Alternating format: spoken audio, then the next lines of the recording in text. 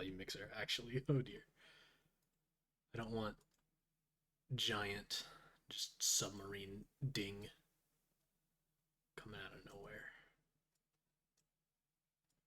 Alright, OBS, system sounds. Name not a bit. I thought. Oh dear. Nope, that's the wrong. Oh gosh. Why am I so bad at everything? Control. Oh dear, no. Less. Yes, there. I'm really bad at everything. Thanks for watching. Thanks. I'm actually really red. No one is here for that. Okay, let's get started. Well, gosh. Yeah. You are now the wayward vagabond. WV, retreat. Got him already. Well, WV, examine that rotten pumpkin over there. What pumpkin? He's gone. Check out that little red bar. It's little. It appears to be a gauge for a large power cell, perhaps fueled by some type of nuclear reaction. If this is the case, it is relatively low on fuel, but who knows how long it has been running here. You do not care about this sort of nonsense, and you will disregard it at once. You are very hungry. WV, go ahead and capture log that can of gravy right over there. It says grav. That's actually a can of gravity. You can't see the rest of the label. Capture log? You have no idea what that means. It is total nonsense, and you do not know what to make of it. You will not give the foolish notion a second thought. WV, pick up the can of gravy. Just pick it up. Push it somewhere else. You just pick it up. You are now holding the can of gravy. Well, WV, use your sharp teeth to poke a hole in the lid of the can. Oh, his teeth are rather nubby, unfortunately. Your teeth are useless for the task. They are blunt, like that of livestock, presumably suitable for mashing up plant matter, and not for puncturing metal. WV, attempt to open can with your weak, pathetic digits. Your weak, pathetic digits are not strong enough to penetrate the can. Your fingers are certainly pointy enough, and your black carapace is suitably rigid, but you don't have enough muscle for the task. Well, take the can labeled beans. It's better than gravy, right? Oh no, he's got both. Okay, you take that too. Well, examine the can of custard. Or is it custard or mustard? The can clearly reads mustard, a fact of which you were perfectly well aware. It is sort of cumbersome holding all these cans at once. You doubt you can hold many more than this. Maybe one or two. You'll need to find something to put stuff in if you want to carry a lot of things around. Well, WV, examine that marking on your wrist. I can't see a marking on his wrist. What? Let's take a look. You drop all the cans and take a look at your wrist. Oh, it must have been while he was turned the other way that we could see it. It is a sort of a specialized barcode pattern. This brings back unpleasant memories, and you would prefer not to dwell on it. Examine the small potted plant. What plant? Oh goodness, he is a hungry boy, friendos. Well, let's check the book on human etiquette. He appears to have eaten about half of it. It appears half the pages of this book have been eaten. The daunting volume is considerably lighter than it once was. Well, let's keep going. Sustenance, intermediary. Yes, you use items to consume.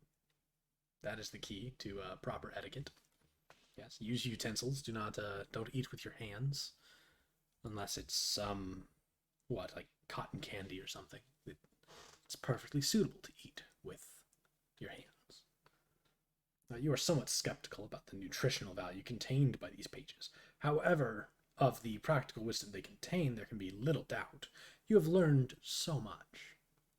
Clear out all the cans inside the purple machine. Okay, yeah, sure. You empty the peculiar cabinet and take a quick inventory of your canned goods. You have beans, mustard, gravy, bread, shrimp, asparagus, cheese, rice, corn, peas, flour, chestnuts, mayo, ham, potatoes, and squash. Such bountiful plenty, and yet the delights taunt you from within their small metal prisons. Let's look around for a can opener. I mean, it would really make sense to store a can opener with all the cans when you prepare long-term food storage, wouldn't it? You've already looked all over the place for a can opener, even making a few electronic inquiries about one, to no avail. Nothing inside the purple thing either.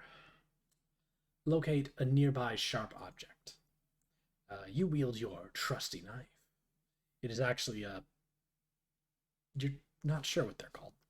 It's an old, rusted, one of those red mailbox arm swing flappy doodads. Either for letting you know there's mail in the box, or maybe for alerting the mailman to outgoing mail to be collected? You don't know, really. You've wrapped a little piece of cloth around it for a grip. It is useless for opening cans. Well, WVB the imp. This means nothing to you. You are not an imp.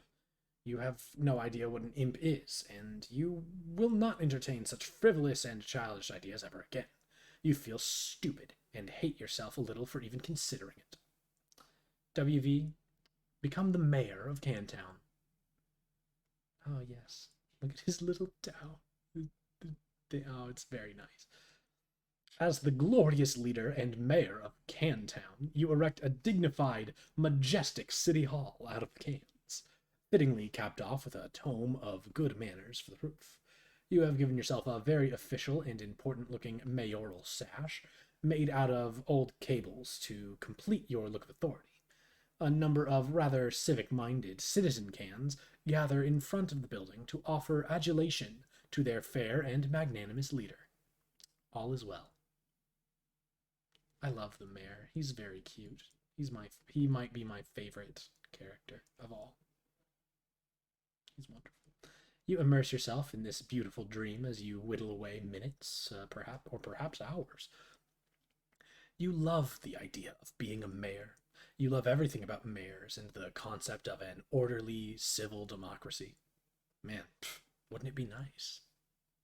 It all seems so mannerly and reasonable to you. Everyone is friendly and happy, and the city runs like clockwork. The foundation of the government is based on mutual respect between the leader and its people.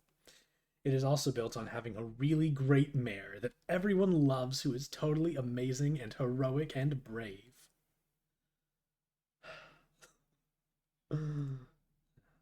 Mayors are so much better than kings.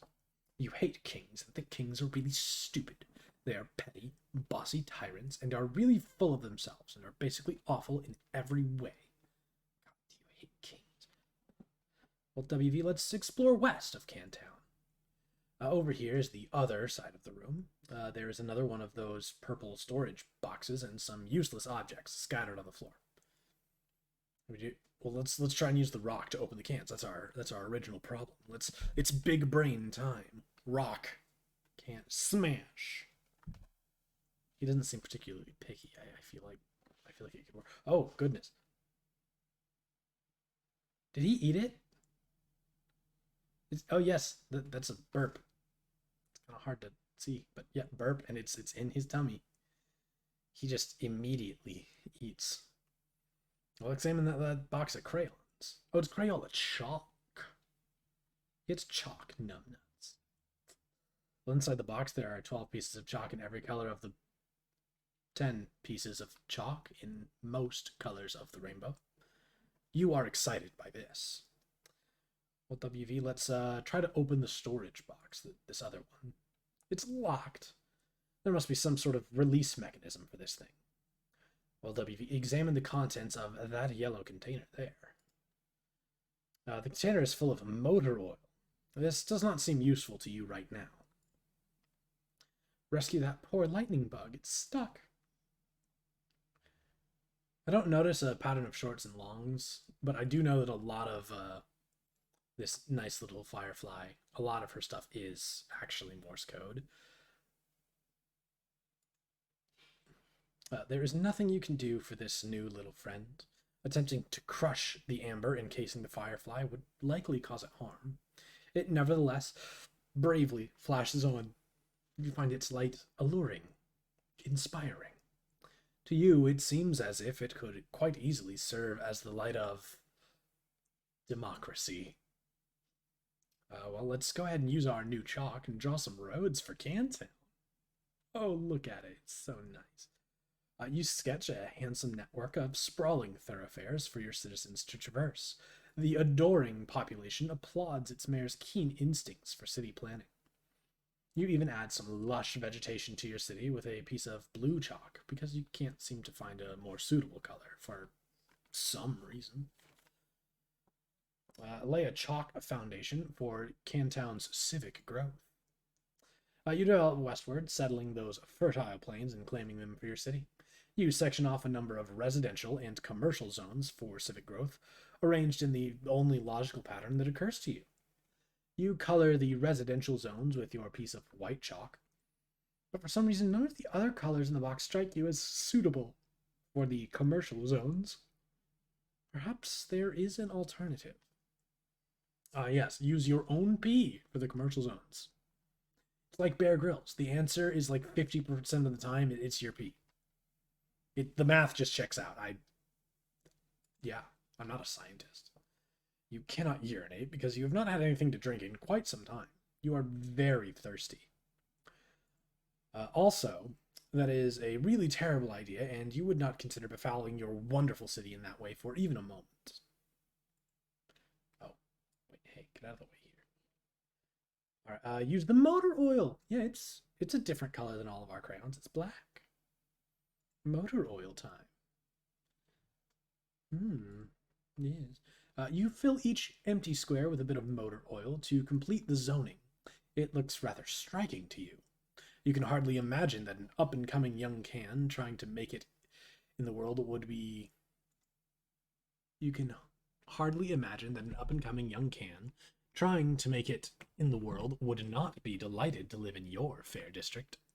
You are very careful not to get any of the unpleasant fluid on your person. He is very tidy, he himself, but the floor is not. Peel the label from the can of mayo and put it on your sash. Oh, yes, the red chalk. His name is Mayor. He's the mayor. He's great. I will not be referring to his, commands as WV. It's Mayor. Survey the surroundings in search of more terrain for your city. Not a lot of room over here. Over there. It seems you have run out of territory for your western expansion, but there's still a lot of empty wall space. Perhaps your citizens would be happier with a colorful backdrop that will make them feel more at home. Yes, very nice. So we've got one of that first blue and more of the second one. Using most of your imagination and an entire piece of sky blue chalk, you render a bright and cheerful sky full of clouds. You decided that very closely orbiting your city is a luminous planet, around which orbits a single moon. You switch to another shade of blue and continue rendering on the western wall. Let's continue. Ooh, wow, look at these. Orbiting much further from your city are 4 planets. None of these have satellites, you have decided. Yes, that makes sense, you think. On the southern wall, beyond an impenetrable veil of darkness, occupying the furthest orbit yet, there is an ominous planet. A moon circles this one too. Well, let's check out the rampaging boy on the screen. That seems interesting, distracting, and whatnot. Yes. Oh, hey, we saw that earlier. The bouncing and the hammering. Oh yeah, it's that guy. You had almost forgotten about him and his confusing shenanigans. It seems like he has things well in hand at the moment. He does not appear to need your help, and you have already concluded that he cannot help you. That least for the time being. Can we switch to the other screens? Is that a thing you know how to do, WV? I know it's not. You have no idea how to turn these on. There is no mouse for this weird quadra-monitored computer. It can only be operated through text commands from its keyboard. Perhaps there's a special key or command which will allow you to switch to another monitor. Let's press tab. Switch into a new tab, right?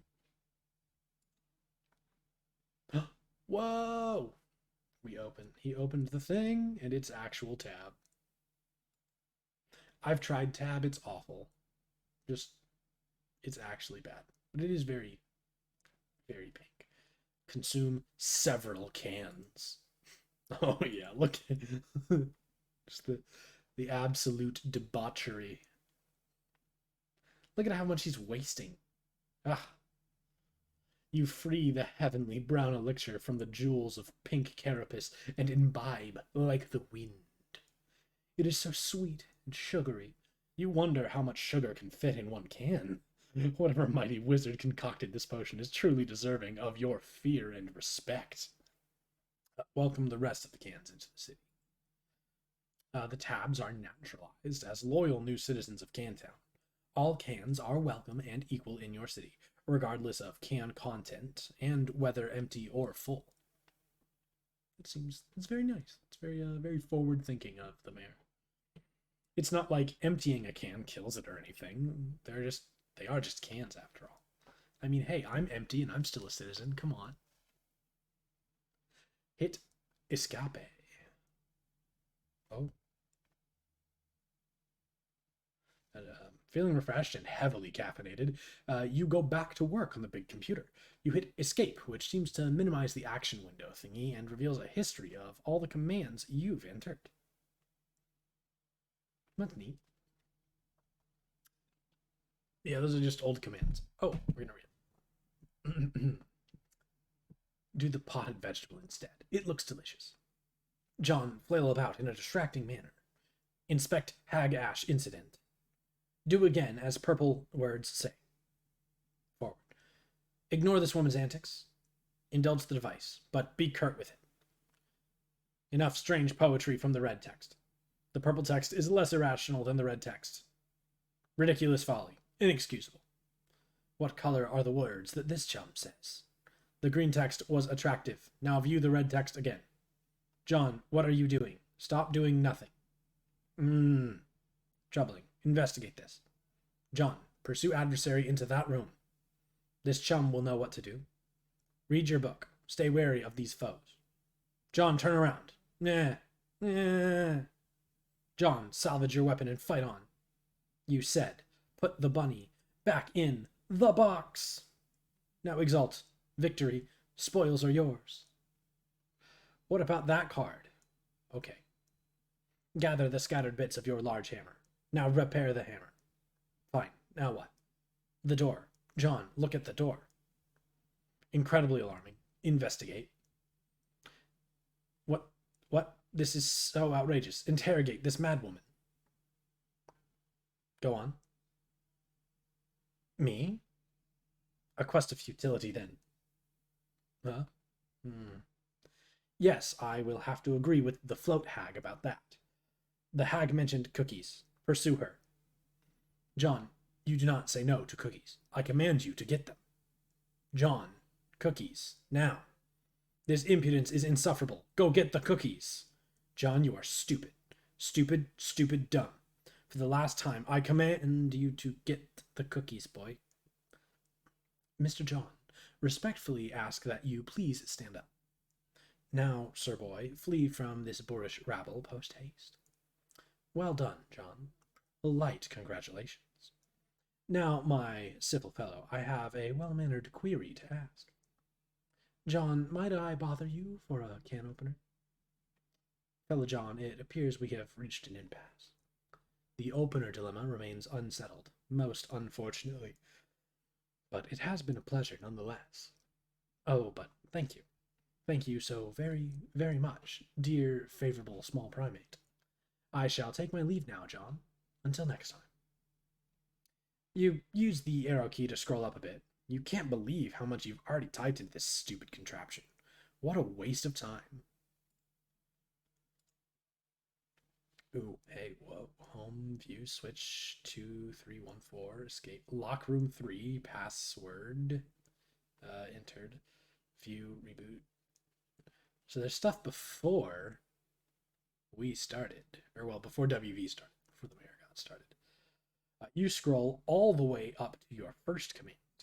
It looks like there are more commands above it. Maybe someone was entering commands on this thing before you? There aren't many more. At the top of this list appears to be the very first command. Well, let's try typing switch 2. Oh, hey, it worked. But that one locked. Wizard. That's clearly the wizard statue in Rose's house, but that's all like it is not like as nearly as dark as it was, and its hand is broken. You activate screen 2.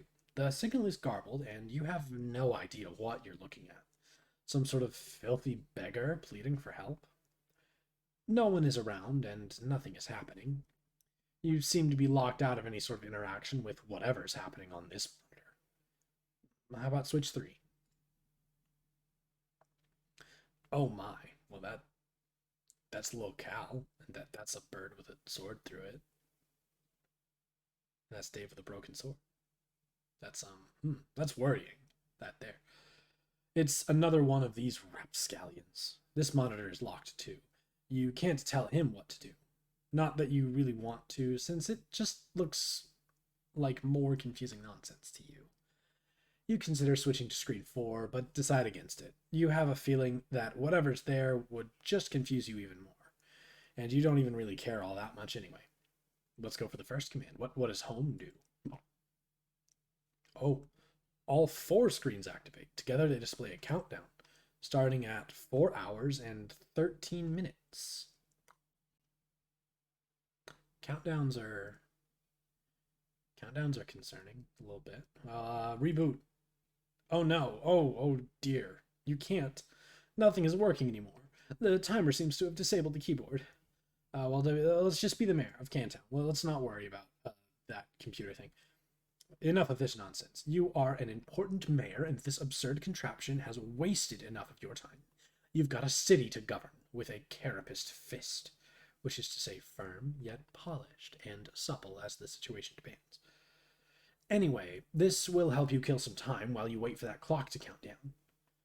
Well, let's create employment opportunities for the citizen cans. We gotta give them all jobs. Yes. You temporarily dismantle City Hall to free up all the can power available to create a vigilant town militia. You divide them into 2 groups, marking them with distinct teams and ranks using the piece of white chalk and the motor oil. You then organize them in phalanx across the countryside, preparing for a stiff training regime. When you are through with them, your forces will be a well-oiled machine. Chalk another one up to bold leadership. Oh, has it got sound? WV leads your men to victory. There are a lot of these early ones that had sound that I didn't know had sound. It might actually be a little embarrassing to me just how far I got before realizing that the S actually meant it had sound. Like I didn't see it the first time they just told us. When I read it, I just yeah. Huh.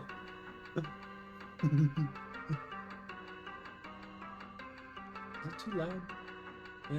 I think it's okay. No kidding. Oh, hey, now it's 4 minutes, 13 seconds. You wasted more than 4 hours on this tomfoolery. Mourn the loss of Citizen Tab. Ooh, yeah. Yikes, that's pretty gnarly. Your caffeinated jittering must have agitated all the little bubbles curiously hidden in this liquid, creating too much pressure in the can. You speculate this is why it exploded as you nervously eye the timer. You are starting to wonder what will happen when it reaches 0. Maybe it would be best not to be near it when this happens. Minutes in the future, though perhaps not as few as implied by circumstance, a peregrine mendicant. Peregrine Mendicant? I don't know. Mendicant? Trundles precious cargo beneath the gleam of the celestially ominous.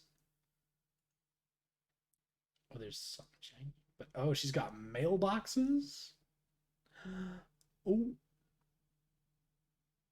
There's something shiny way out behind her. Well, let's go outside and get some signs. We don't want to be close to that computer thing when it's done. You say a bittersweet goodbye to your beloved city. It is time to move on to greener pastures.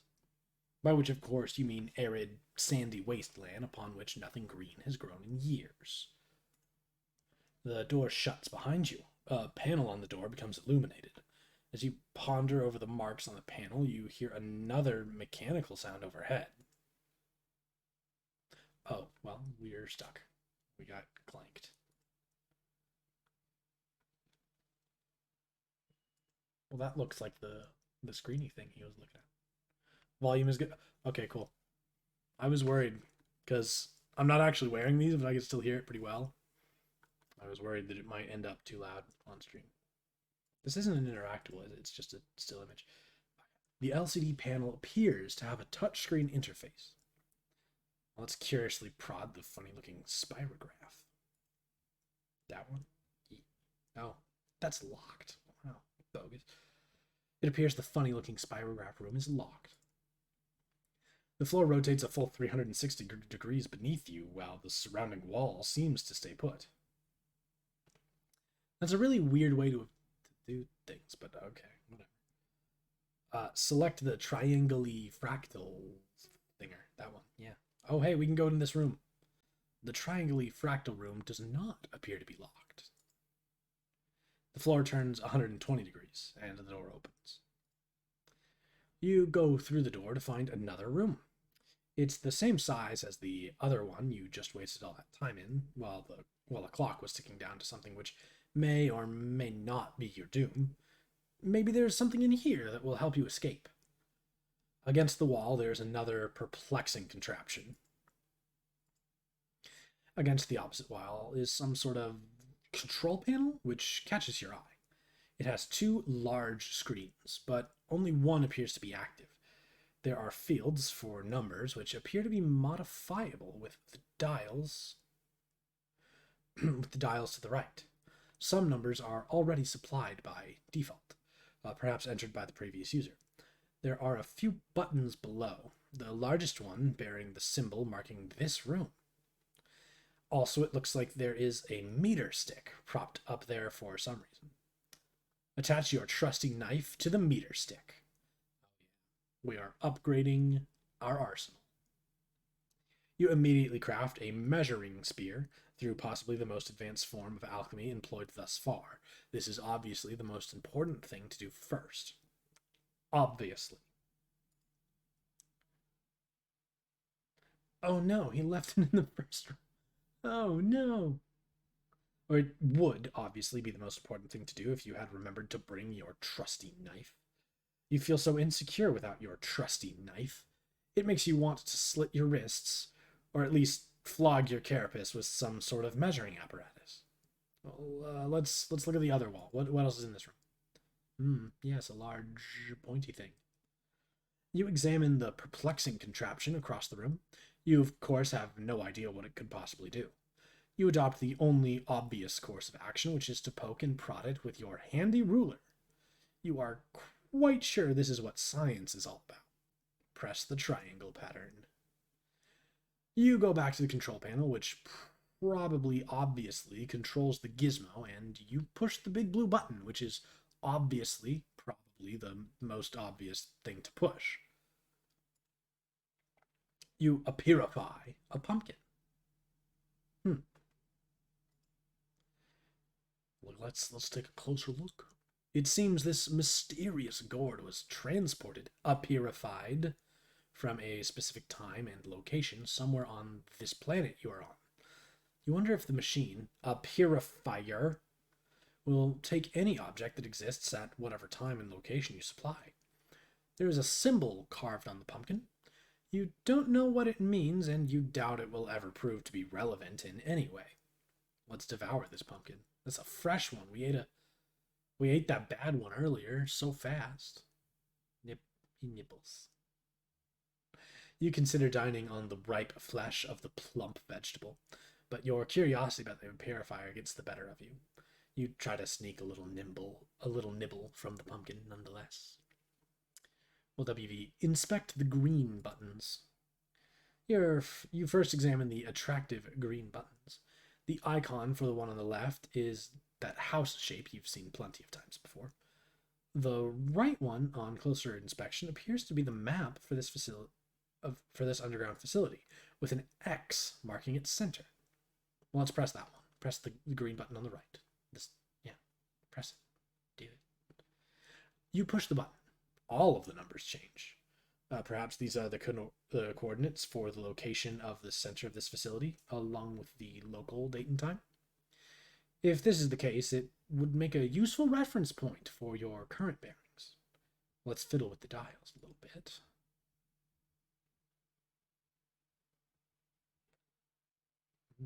Yes. One way to find out would be to attempt to purify something from this facility. It should be easy to zero in on the location relative to the center because you have an uncanny knack for tracking precise distances you have already traversed in whatever units you choose. Your handy ruler gives you a good clue as to the basic unit of human measurement. You will go with that. Purify your trusty knife.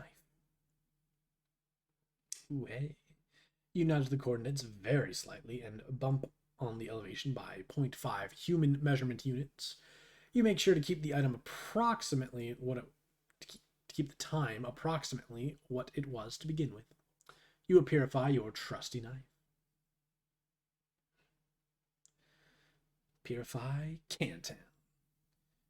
Oh, you nudge the numbers a bit more and purify a bunch of cans. This is so much more efficient than walking back to the other room to get them. You are to believe that time is at a premium after all. De-purify the pumpkin. Does this machine look like a de-purifier to you? Honestly, the idea that a purifier could both purify and de-purify things is so laughably ridiculous, you would wish someone would de-purify your brain and re-purify it with a brain that is more smart and less dumb. De-purify and re-purify. He said I thought it was disappearify, because disappear is an actual word. Oops. Use your trusty knife to carve a spook schema in the pumpkin. What the hell are you talking about? That idea makes no sense at all. It is basically meaningless. Try using that mushy stuff in your gourd next time. Instead, you just carve off the top, exposing a decadent cache of gorgeous, seed-laden ambrosia. Needless to say, you consume all of it rather quickly, but it turns out to be too gross for us to watch. I will move the spirograph switch. You cannot move it. It has a spirograph-shaped indentation and possibly will require a special kind of key to turn it. Will purify your firefly friend out of the amber. Our good friend. Her name's like Serenity or something, right? She's very good. You release your blinky new friend. You will give her a name when something suitably whimsical occurs to you. Adjust the time dial to purify the rotten pumpkin. The past. You're just stealing it from old you. You and Serenity consider new ways to waste more time with the purifier. You are assuming she is a girl firefly, even though you are not really sure that fireflies even can be girls. You target the extremely tasty rotten pumpkin that was sitting in the other room hours ago. It seems the purifier cannot purify something if it will create a time paradox. A gelatinous ghost pumpkin purifies and quickly dissolves into a pile of unappetizing sludge. Will purify the grate over the entrance to the facility. That's a good idea. Serenity blinks a message of urgency. You nearly forgot that while trapped in amber, she was witness to all your tomfoolery and dilly-dallying in the other room, and knows the timer is about to expire. It is time to get this show on the road and escape. You reset the coordinates with the right green button again, and this time only adjust the elevation by approximately 10 human measurement units. Bing. Oh, wow. I would think those would be separate objects, right? Like, well, with sound, W. Mayor, hasten to the exit. Post haste. Oh, he puts all this stuff inside the pumpkin. What a smart lad. Hurry up. Oh, yes. It is. Clunk. So he recentered it. This is really necessary. Oh, he just eats it. This is incredibly silly.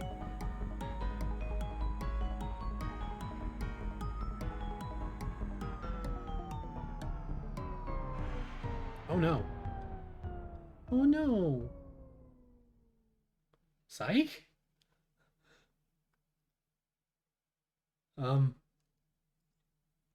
Unpsych. You attempt the rare and highly dangerous 5 times cliffhanger combo and fail. We are doing it, man. We are making this happen. WV Ascend. We're making it. We're doing it, man. We're making it happen. Jeez, just the music of Homestuck is just absolute fire.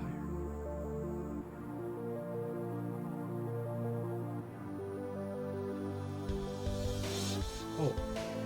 Oh. Oh. Okay.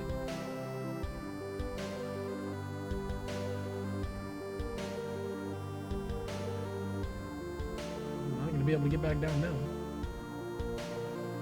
It comes into the westward. And years have passed. Seems like it was quite a few years that passed. I think that was the picture we got from John's neighborhood, and now the meteor grew a tree, and it dropped a ball thing. Ocean westward, and years ago. Like, oh, a lot of years ago.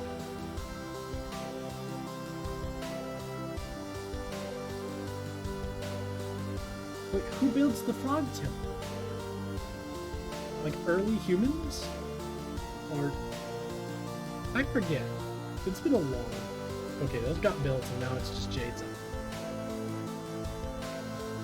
We got Rose with her. Oh dear. Stuff is going down. Like, dude, that fire looks real close. Oh. Does Mom just have a secret button there? Okay. Dad had the trick handcuffs, yes. Foreshadowed very well by the fact that, you know, our handcuffs disappeared from our dad. It's Dave. And bro, we get to actually see him other than in quick flashes of silhouette.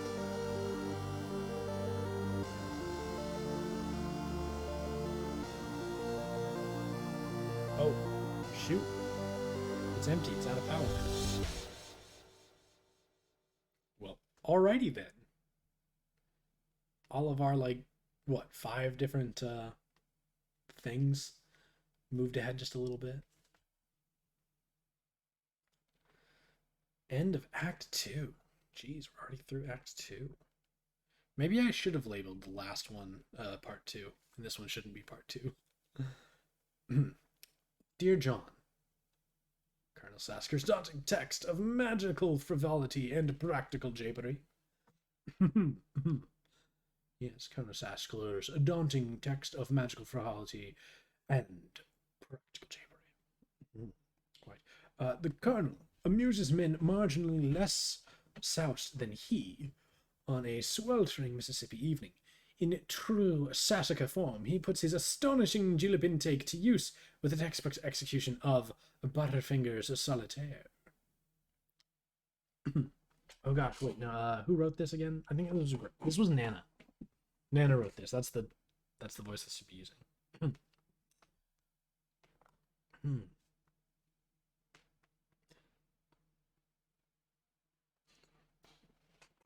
Dear John, you are no doubt reading this as a handsome and strapping young man.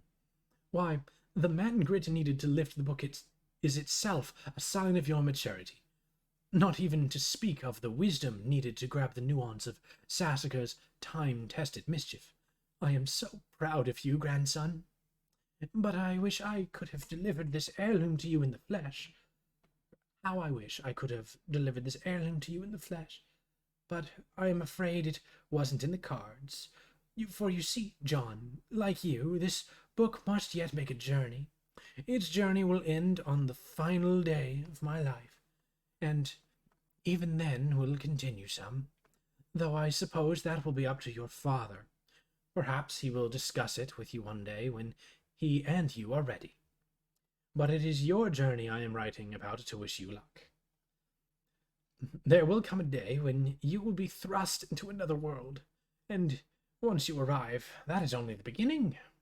You will soon delve even deeper into a realm of warring royalty in a timeless expanse, a realm of agents and exiles and consorts and colonel sprites, of toiling underlings and slumbering denizens, a realm where four will gather: the heir of breath, the seer of light, the knight of time, and witch of space, and together they will ascend.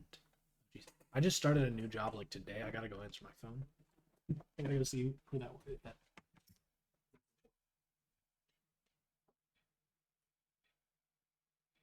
Oh no. Man. Okay, it's not anything I can do anything about, but it does it is an Amber Alert, and it appeared to be like 2 roads down. Do they expect me to just go be Batman? I don't have a Batmobile or anything to chase down people. Like, like what am I supposed to do when that like I gotta go, I'm gonna check that address. That. Oh wait, no, it's gone. What am I supposed to do about it? Jeez.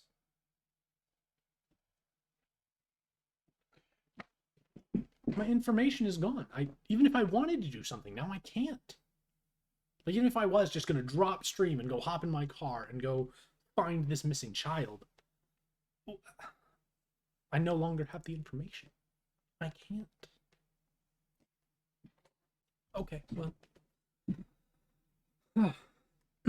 The night of time wishes, and together they will ascend. John, if only you knew how important you were. I regret my passing came so early in your life, and yet I feel in my heart we have already met. But what I know for sure is that we will meet again. Until then, John, I do hope your father keeps you well fed. Dude, Grandma, with love, Nana. P.S. Hoo hoo hoo. Grandma's always trying to feed you, even from beyond the grave, trying to make sure you got your calorie intake. Dude, again? Oh wait, no, this time it is a phone call. Dude, why am I so popular today?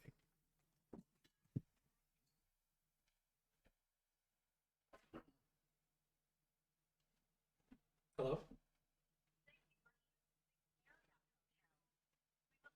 No, of course, it's a robot. I swear. Okay, I'm just gonna keep the phone over here so yeah, it does something like that again. Uh?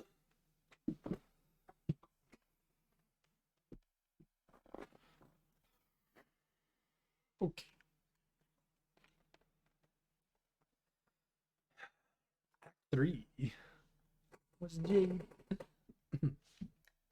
A silly girl naps with her flowers. It is quite likely that she tired herself out with a variety of silly antics, as silly girls are often known to do. She may have a silly name, too, or maybe not. It is hard to say for sure without asking her. But since she's slumbering peacefully, it would be a shame to wake her up. You might as well just give her a name right now. Farm Stink Buttlass.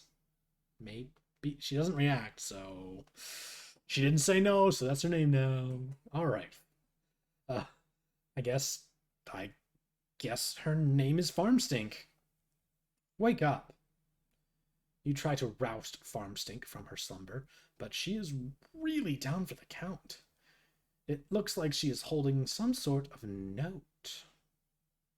Retrieve arms from... Okay, she's clearly already... They're right there, in plain sight. Look, they are flashing red.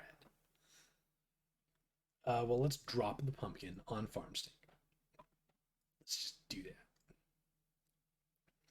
What pumpkin?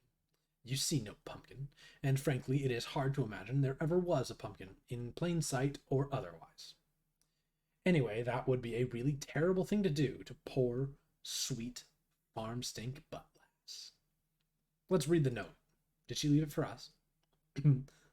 Farmstink? That is incredibly silly and a little bit rude. My name is... Well, let's try again. Jade Harley. The pumpkin.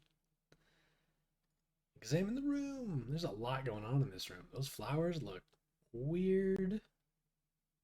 We're growing more pumpkins, squash, asparagus, and peas. Like, yo. A regular green thumb on this lass. Your name is Jade. You have just woken from a restful nap, and as usual, you have no recollection of having fallen asleep. You have quite a number of interests, so many, in fact, you have trouble keeping track of them all, even with an assortment of colorful reminders on your fingers to help you sort out everything on your mind. Nevertheless, when you spend time in your garden atrium, the only thing on your mind is your deep passion for horticulture. What will you do? Well, let's play a silly flute refrain. She brought her flute down here. Silly flute time. Oh, do we play? Oh my.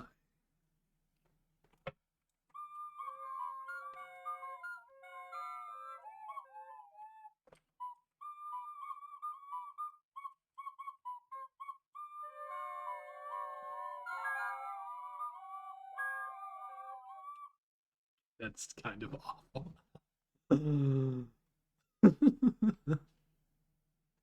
That. Wow. Wow, you really suck at this thing.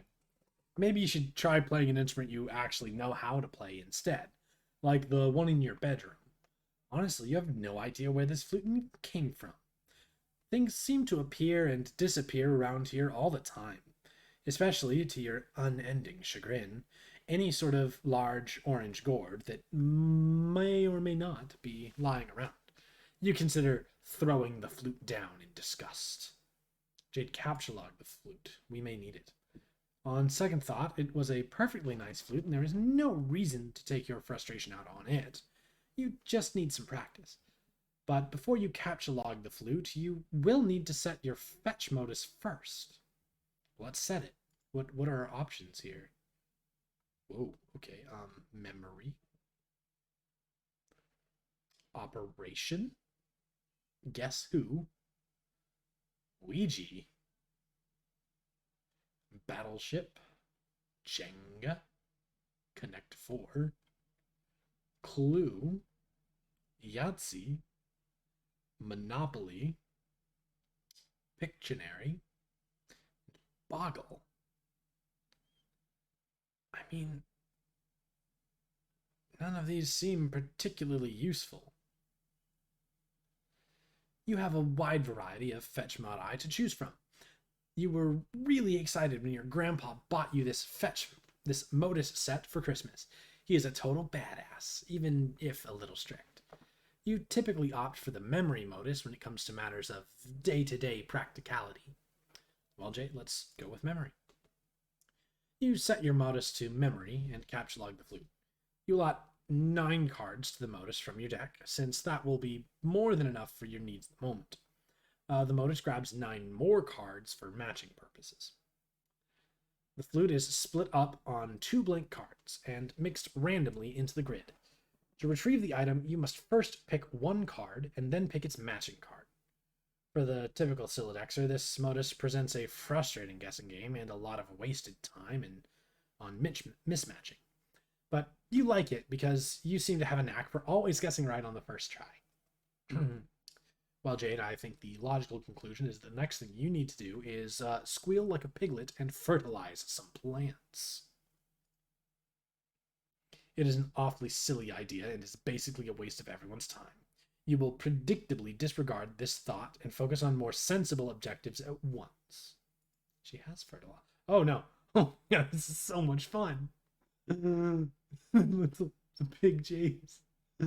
Oh yes, she spreads fertilizer while oinking or squealing like a pig. Very nice. Very nice.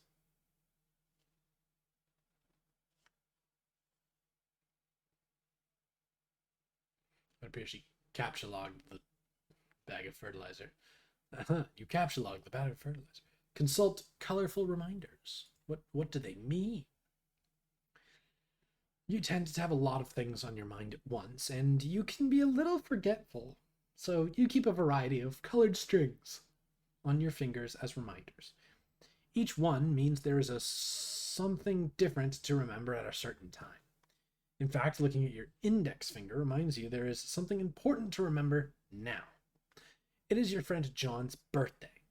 The green string reminds you that John's birthday package will arrive today. The blue string also reminds you that John's birthday package will arrive today, though in a way that means something slightly different. You are further reminded that you have some things to do outside your house soon, but you should stop by your room first for some supplies, and most importantly, to see if John is online and wish him a happy birthday. Capture log the pumpkin growing next to you. Oh, yeah, that's a good one. You snap up that pumpkin, which seems suitably ripe for the taking.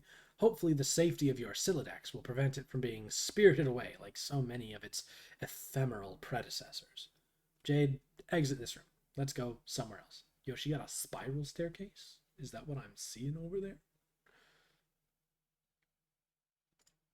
Yo, that is indeed spirally.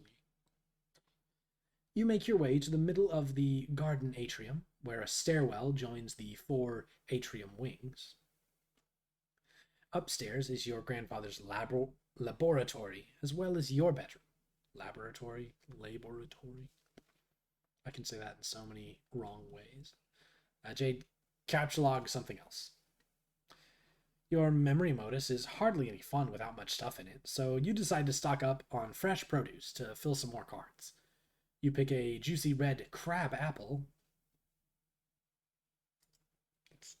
Aren't crab apples the green ones that are all look all wrinkly? You go pick a nice looking key lime. Then a delicious mandarin orange. Those are your favorite. And finally, a ripe eureka lemon. Modus fun aside, you feel it is impossible to have too many fresh fruits and vegetables on hand. Let's head upstairs to your bedroom. Oh, you almost never use the stairs. That's neat. You transportalize upstairs. Just above is your room. Jade, ascend. You enter your bedroom.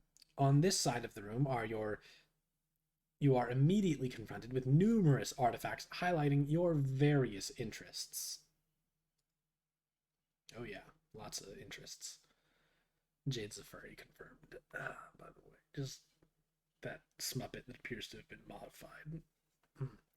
You are an avid follower of cartoon shows of considerable nostalgic appeal. You have a profound zeal for marvelous and fantastical fauna of an anthropomorphological persuasion. You have an uncanny knack for nuclear physics, and not infrequently can be found dabbling in rather advanced gadgetry. You enjoy sporadic fits of narcolepsy.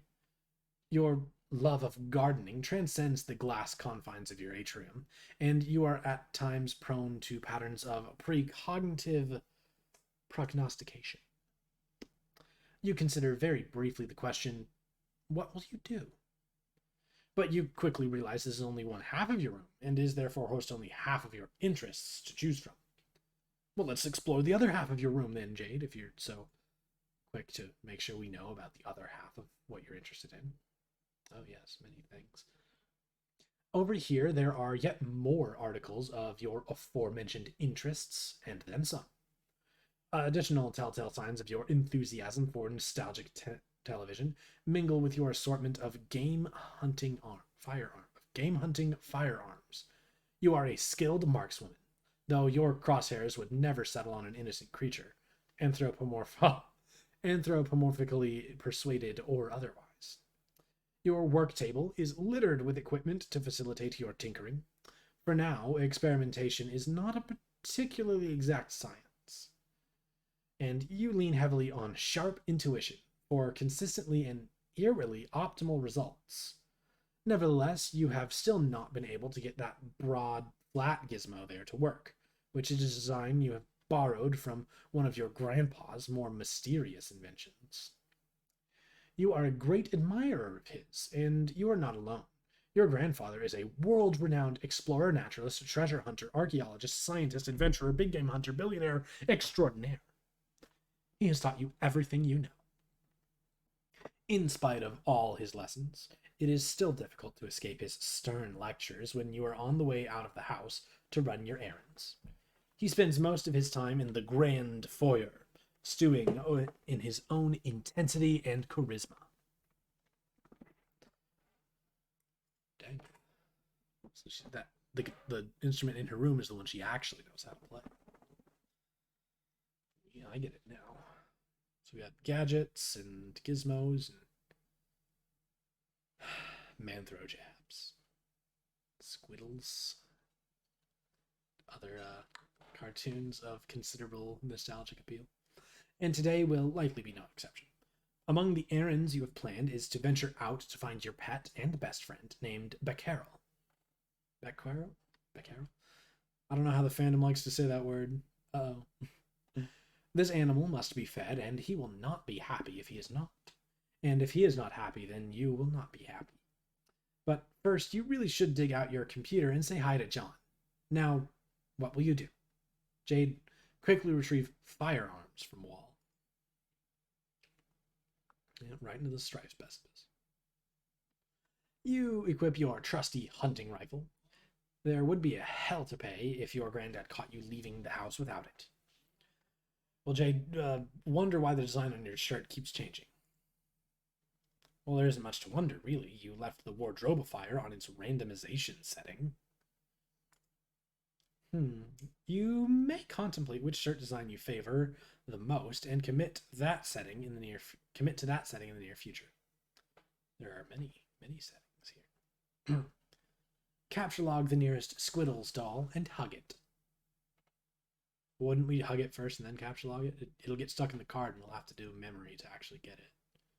Just before you can grab one, the powerful electromagnets concealed in their underbellies become activated, and two of them get all tangled up with each other playfully. Isn't that kind of dangerous, letting magnets just like slap together? You capture log the Tangle Buddies. Jade, lose interest in fauna and never speak of it again. Just, I like there's sweet bro and Ella Jeff here. That's what I'm really enjoying. Oh, but you could never do that. What marvelous creatures they are. What a daring dream to combine the finest qualities of humanity with the elegance and nobility of the animal kingdom. How you wish you could know their world. To hear one night those muted paw pads traipse up your stairs.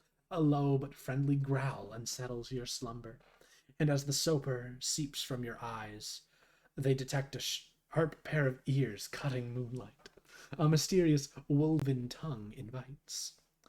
Wouldn't these ears suit you? Would not this proud, long snout assist you in the hunt?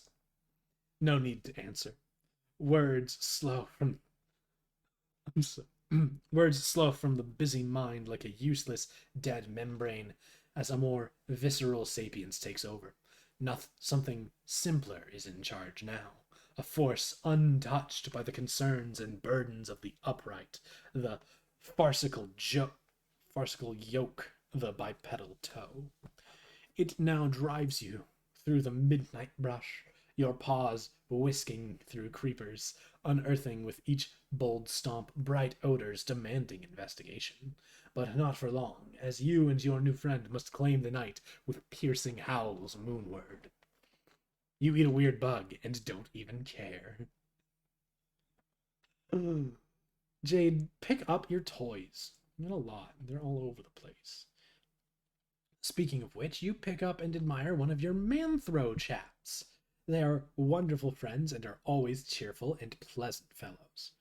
Why, dear Mr. Coxcomb, however will you be received at the barnyard gala without the trappings of a proper gentleman? Each Manthro chap comes with a number of accessories, including articles of formal attire, a vaccination kit, and a dishwasher-safe slop trough. Trough. Organize all your dolls, Jade. Oh, wow, that's a nice little pile. Oh, and they clink. You gather your dolls into a rather cozy-looking pile. Jade, let's go ahead and change that wardrobe of fire setting. It's a little distracting that your symbol keeps changing. We need something concise. Consistent. Oh, she can't pick between 3. You deactivate the Wardrobifier's randomization mode and set it to cycle through these 3 shirt designs. The decision was tough, but you think you came to the best possible conclusion. It was a vote way back when. Because wasn't Homestuck originally like a, oh gosh, what was it called? There was like a forum site where like people like voted and like picked commands and stuff at the very beginning before Huss like kind of buckled down and was like, no, the story's got to go a certain way. It's like, to actually tell a story, I need certain things to happen.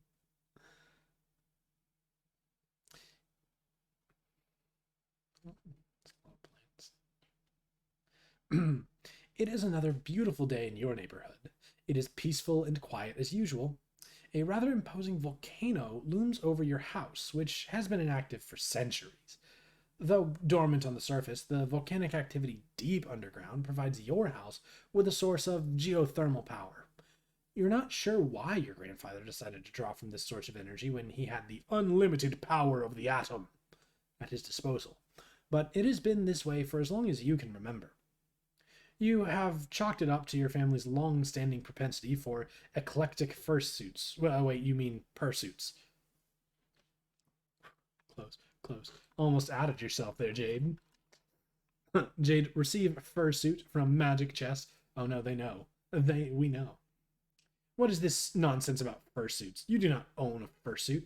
You think anthropomorphic fauna are really cute and enchanting and all, but it has never occurred to you to dress as one. Sure, it's fun to imagine what it would be like to run wild with a pack of wolves or purr and frolic with a litter of kittens, but dressing up as an animal just seems ridiculous. It would still just be a silly girl draped in a raggedy, synthetic, tufty piece of crap. And seriously, who are you trying to kid with that sort of baloney? Anyway, it is not a magic chest. It is your gadget chest, which you have adapted for storing a number of useful gizmos.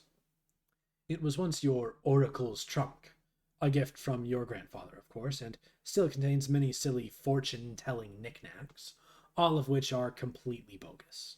Well, Jade, let's open up the chest. What's in there? Was that a picture of her granddad? Maybe? All right, let's take stock here. We've got snowflake box, fire box, squiddles, red, it looks like a lunchbox. We've got a cue ball, an 8-ball, playing cards, crystal ball, and a pillow, and problem sooth. Stooth, not sleuth. Among the fortune-telling knickknacks are these items: a crystal ball plus compulsory velvet pillow, a tarot deck. Oh, it's not just a regular deck of cards, it's a tarot deck. A magic 8-ball, a magic cue ball, and one of your favorite books of all time, Problem Sooth. Among the useful gizmos are, of course, your computer, which you keep inside a fun lunchbox for easy transport, and a couple of gizmos you keep handy so you don't always have to make the long trip to the kitchen. There is a cookalizer for preparing delicious meals, and a refrigerator, a name which clearly is a wacky variation on the much more common household item, the refrigerificator. I mean, I was worried about that one. Like, that actually came out pretty good. Well, Jade, examine the Magic 8 Ball and the Magic 2 Ball. Let's see what they have to say. Not exactly what. These things are stupid and useless. When the Magic 8 Ball isn't being frustratingly ambiguous, its forecast is always wrong. You've tested it numerous times with certain facts you know to be true. When this is its reply when you ask if it is your friend John's birthday today. Not exactly. See? Stupid. You guess maybe it could be used as a reverse prediction device and always trust the opposite of what it says, but that seems dumb to you. And anyway, the thing gives you a bad vibe. You might consider smashing it, but you're a little superstitious about whatever ominous consequences that might have, even if the occult talisman in question is a cheap piece of garbage. I mean, yeah. The magic cue ball, on the other hand, is said to make predictions with alarming precision and specificity. Unfortunately, it lacks a portal on its surface that allows you to view the prediction. You put both these pieces of junk back in the box. We'll captchalogue your refrigerator. Oh, and the cookalizer. Oh, and we've dropped our flute. It just pushes out. Okay. Oh, and the computer. You take the refrigerator. You might as well grab the cookalizer, too. No portable kitchen is complete without it. You take your lunch top, too, because obviously you're going to be using that pretty soon. Oops, there goes your flute, but who cares? Well, Jade, let's go feed your friend. Before you go out to meet Beck, you will need to prepare a meal for him. You clear some space on your work table so you can set up your refrigerator and cookalizer.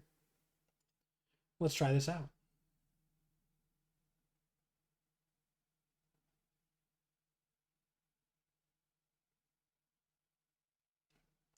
Just for fun, Jade allows you to take a stab at matching the cards to use the gizmos. It doesn't present much of a challenge for her, so she figures she might as well step aside while providing a few generous hints. No, warmer, warmer, cooler, cooler, cold, warmer, yes, no, cold, ice cold, warmer, warmer. Okay, we got a lime. Look at the key lime. You have selected the key lime. Way to go. Let's try again.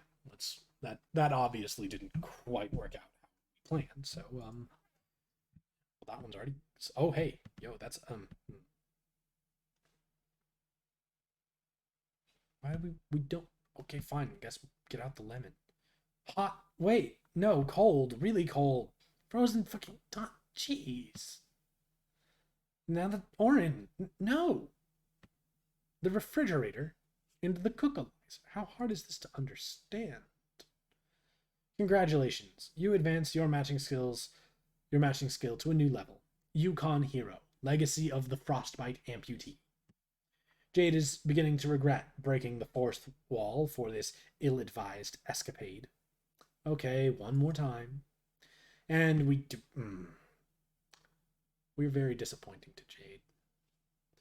If it were known in advance how terrible you were going to be at this matching game, the author may have given second thought to preparing this cool, interactive Flash application. Look at all these fruits on the loose. Good luck trying to settle them down. You just deploy the gadgets yourself. Well, stick the fruits in the refrigerator to keep them fresh. These fruits are unlikely to become less impudent anytime soon, regardless of where they are stored, but you stick them in anyway.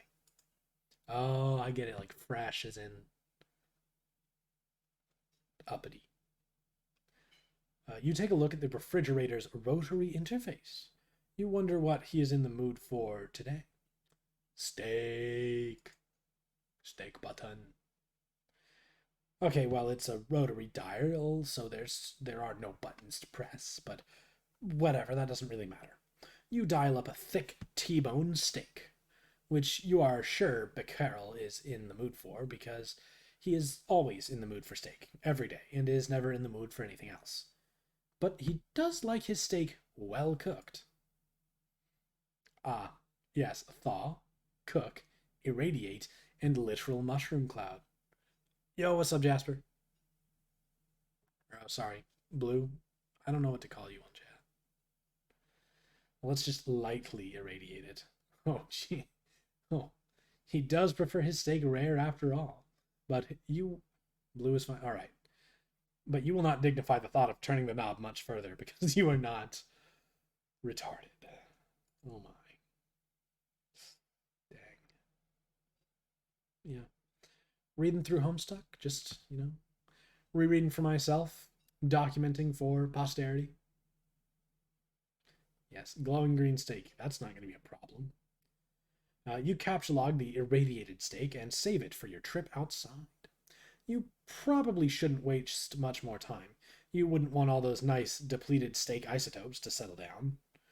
Well, go examine the atomic base by your bed. You wouldn't exactly call it an atomic base, but it is heavily customized to accommodate a high level of musical virtuosity. The perfect instrument for the eclectically spirited.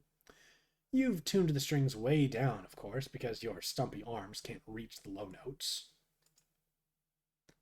I'll have this. Yeah, this is not something you need to actually actively watch unless you really feel like it. We are also what 800 pages into this? Yeah, like 821. You switched your eclectic bass to its advanced setting, but you promptly switch it back since obviously it's too complicated to play it in person like this. The default setting is your preferred mode for casual jamming, and since you can't possibly waste enough time playing music, casually jam is exactly what you're going to do. Gonna do. While Jade, play a hauntingly relaxing bass line.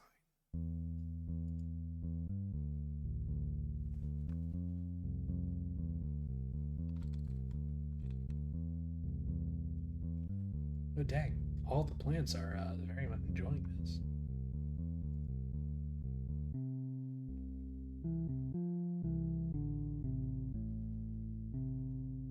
I am enjoying this. Plus we get to look around, our house. So there's the garden atrium, and then there's more house below it. Rogue. Oh hey, a plane. Shadow. Hmm. Well, that's certainly something.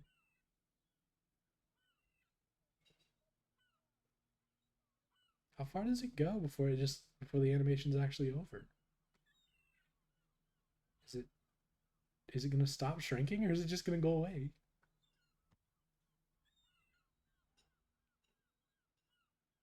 I can still kind of see the parachute.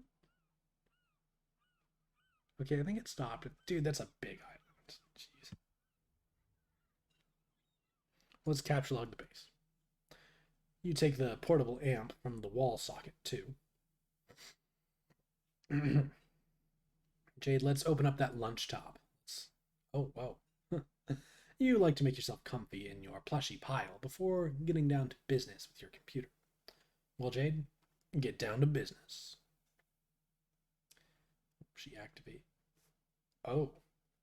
Oh.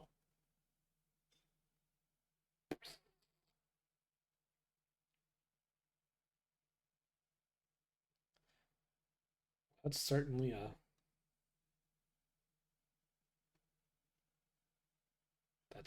background. Wow. Well, let's use Pester Chum. Gosh, yeah, Pester Chum VR. Hey, look, John is online. Hooray! Also, it looks like Dave pestered you about something yesterday, but you missed it. Well, Jade, let's go ahead and pester John. You greet John, but he does not respond. He is undoubtedly gallivanting around his house in a state of barely restrained birthday mirth. He may also be retrieving the 2 packages and the 2 envelopes, which you are certain came in the mail for him earlier. You will wait a little while to see if he returns before you head out. Well, Jade, let's see if Dave left you a sweet new rap. Hey. Oh, you're asleep again, aren't you? Or do you even know if you are?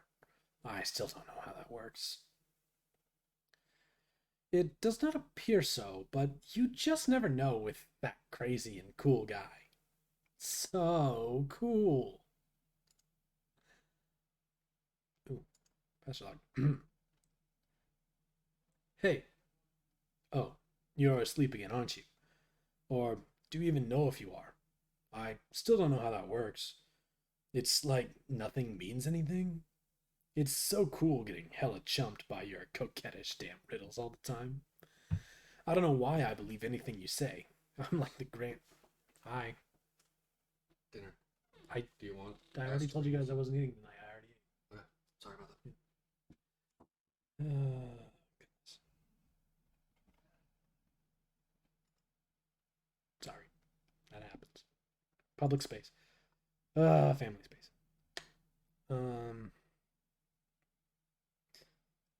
I don't know why I believe anything you say. I'm like the Grand Marshal of gross chumpage, waving around my faggoty chump Dr. Baton, assistant director of chumpography, celebrated author Ernest Chumpingway. Wait, weak, Chumple Stiltskin. Chumple Dipskit, dipshit.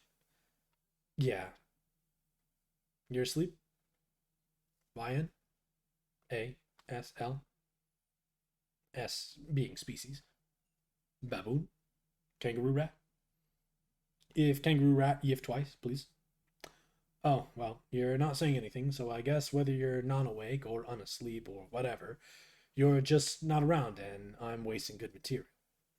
Even worse, I'm wasting a killer for Sony here. Like, I don't know, I don't know, like a wide open V shaped leotard and a ton of body paint. Some like sinewy, black, arching, Cirque du Soleil looking motherfucker. Always low to the ground, getting a good prowl on. Like I dropped my keys in the dark. Nimblest son of a bitch who had the gumption to glue a nasty pair of latex cat lips to his face. For a reason that wasn't a joke. Jade, hey, where are you? Seriously, I'm sitting here tonight with a fucking bag of kibble jacked open on my lap and primed for a goddamn bear. And you're gone. By the way, my name is Aquit Permusk, hardest buttock in the jungle, tempered steel. Hey, yeah, I just wanted to give you this remix I finished. Here. Sent guard. Godhead sent guard gnostic file explore remix.mp3. So yeah, you don't have to respond to any of that, by the way. I'll probably forget half the shit I said anyway. Talk to you tomorrow.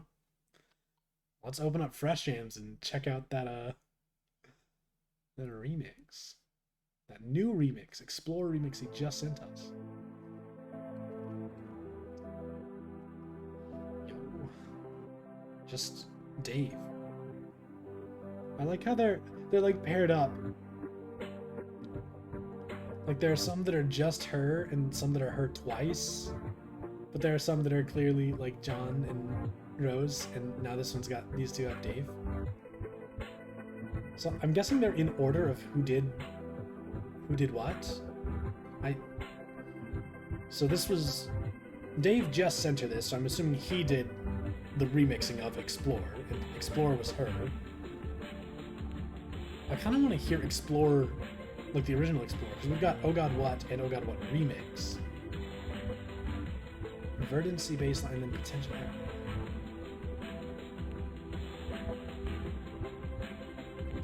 let's go show. Okay, so this is John's haunting piano refrain remixed by Dave.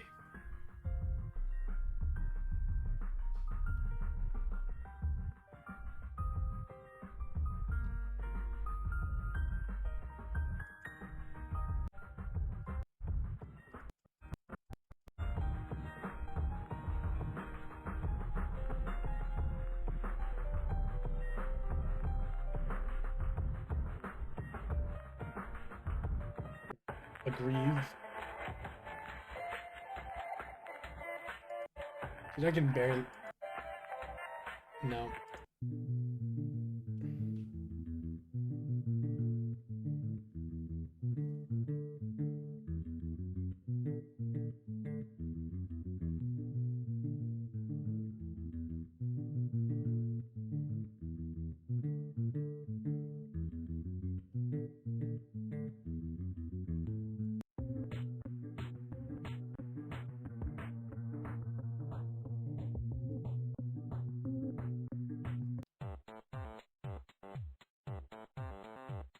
I, I'm just, we're just having a good time.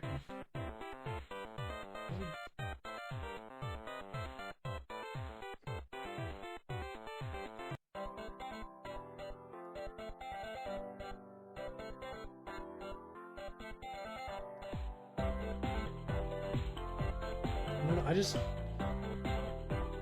I like all of this stuff I've heard that includes Jade way more than the two, than John Dave and Rose Dave stuff than Showtime to Grieve. So this is a Dave original. I can't like.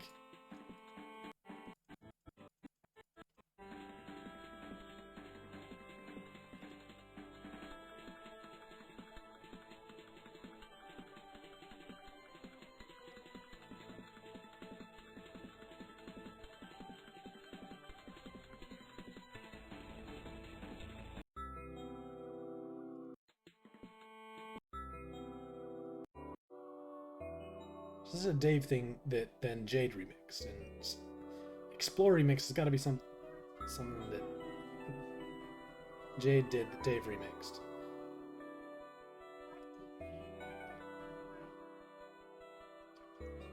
They're shouting downstairs.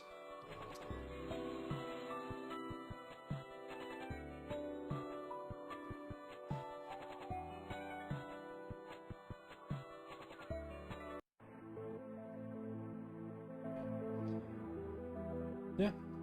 Let's open Echidna and go to MS Paint Adventures. Oh my.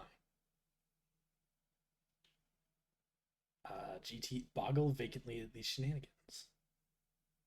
Against the dawn in you that everything you just did may have been a colossal waste of time. End intermission. You open your web browser and visit MSPA.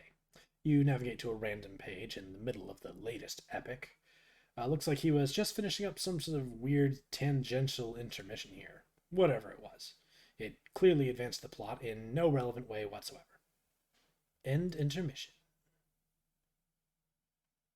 Sound Midnight Crew Act 1. Oh. Oh gosh, this is painfully meta. We're like Midnight Crew Act 1031.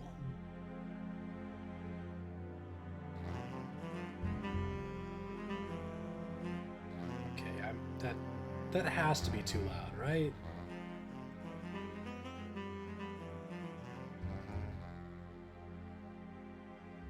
Diamonds Druid. Clubs Deuce. Hearts Boxcars. Spades Slick. Casino. Oh. The Felt.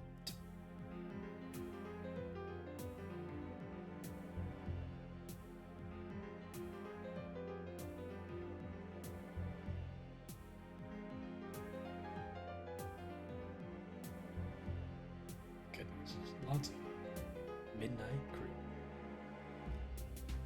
That was neat. You've killed a little time, but still no sign of John. Pastor Dave, let's actually talk. Hi, Dave. Hey, what's up? Not much. What's up with you, bro?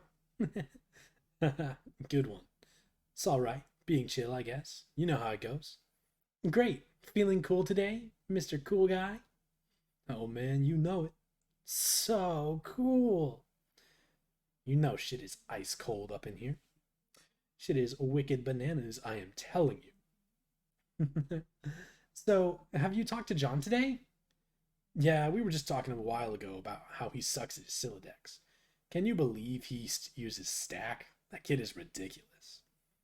No, well, that doesn't sound like much fun. What was it you use again?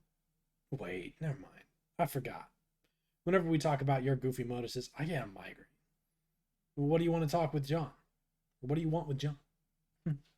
I want to tell him happy birthday and ask him about his birthday package.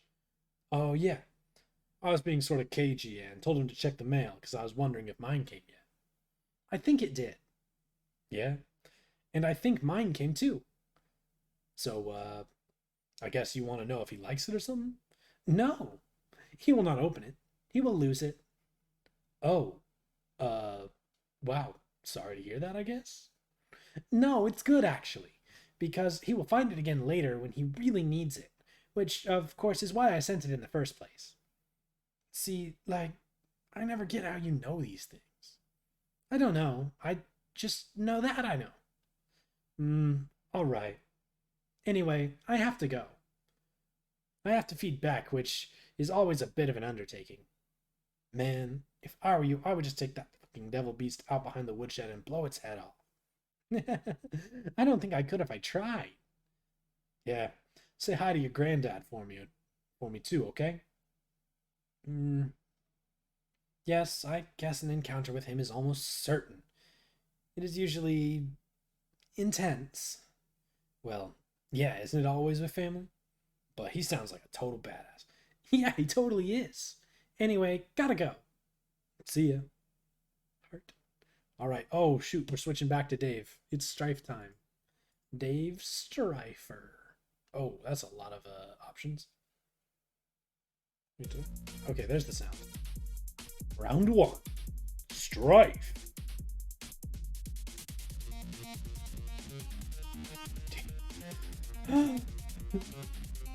The fact that bro is just actually fast enough to, you know, not be seen and to fight him while manipulating Cal as a puppet is just, it's the best thing that has ever happened.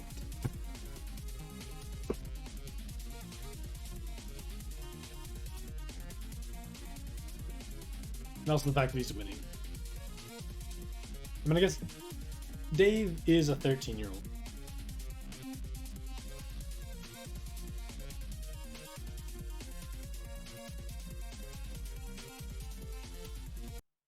Oh. Rose is online. Well, let's talk with her. Let's ask her. I require I require a font of frighteningly accurate yet infuriatingly non-specific information. Do you know where I can find a wellspring of this sort? Yes. Okay, but we can't talk for long. Do you have plans? Well, yes, I do, but it's just that you will lose your internet connection soon, and we won't talk again for a pretty long time. Not until you enter. Enter? Yeah.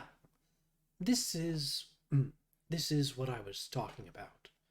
This was the itch that needed scratching. My avarice for the inscrutable. It is limitless. Well, what did you want to know? You've been insisting today was the big day. We would all play a game you didn't know the name of, a game you said I'd get in the mail and did, one that would help me answer some questions, but Strider is being obtuse. I can't catch John at his computer. You don't even have the game yourself, and on top of all that, my internet is unstable. So are you sure today is the day? There sure are a lot of challenges, but yes, I am sure. Dave is cool. You know he will come around when the time is right. He just has a lot of work to do first. And so do you. You'll need to keep searching for a stable signal and power source. It will be hard, but don't give up. And don't worry about me either. Focus on playing with John first. It all starts with you two.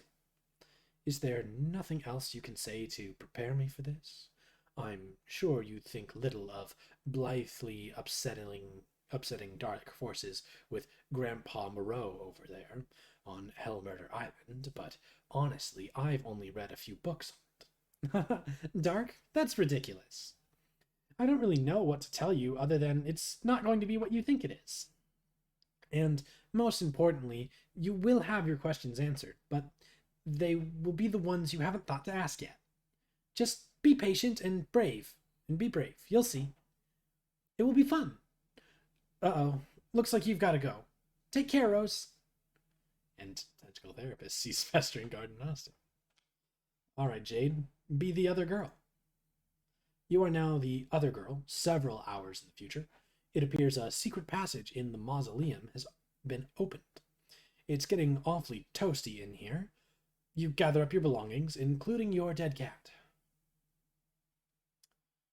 Well, Rose, descend. If Jasper had been on the, like pedestal,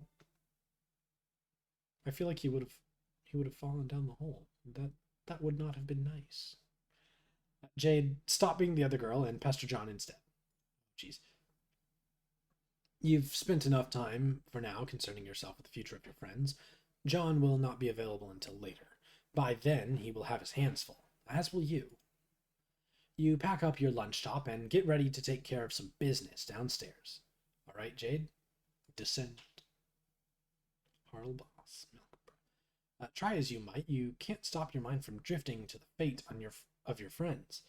You dwell on a particular configuration of reminders on your finger.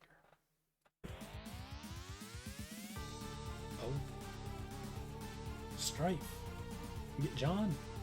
He's boinging between the ogres. Ogres are like onions. Yikes, it's got the big book. He's got the... oh, wow.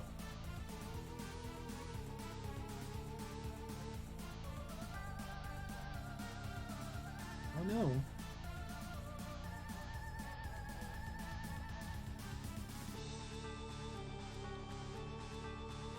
That was a pretty sweet catch.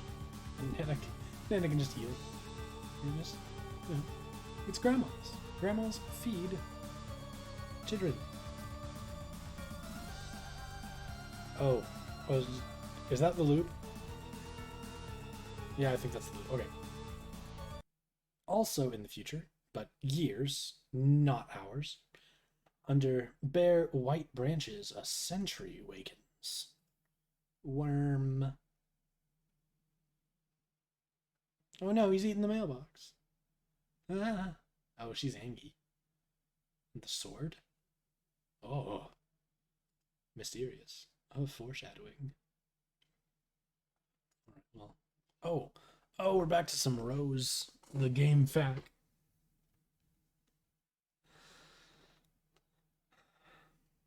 Chaos Demon and Winnie the Pooh haven't updated theirs in like at least 3 days. Wow. 2001. Some stuff about captcha codes and punch card alchemy. Is anyone actually reading any of this, or are they all dead? I don't know if anyone besides us is even alive and playing the game, or if anyone even really cares what we have to say. Rose... oh, wait. Is this John? I was reading in Rose's voice, dang. Is anyone actually reading any of this? Or are they all dead?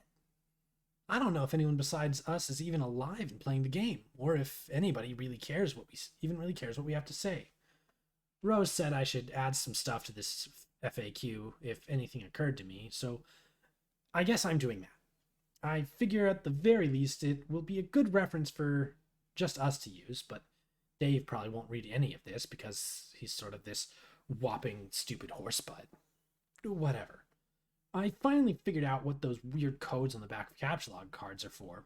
Well, maybe not what they're always for, but a way that Esperb has exploited them for an in-game purpose. Every captured item stamps the card with a unique code, and a gizmo in Esperb called the Punch Designix will punch a unique pattern of holes in a card which is derived from that code. The punched card can then be used with other gizmos to duplicate the item and or combine it with another item. I got to thinking about this, and with my amazing hacker skills, I noticed a trend. The whole pattern is based on a fairly simple cipher, converting the captured code to binary, and then the binary pattern is punched, where 1 is a punched hole and 0 is an unpunched slot. So, here's the table, just to be clear. 0 is 0, 1 is 1, 2 is 2, 3 is 3, 4 is 4, 5, 6, 7, 8, 9. Letters, A is 10, and so forth, all the way to Z being 35, well, in capital letters. In lowercase letters, A is 36, Z all the way through to Z being 61.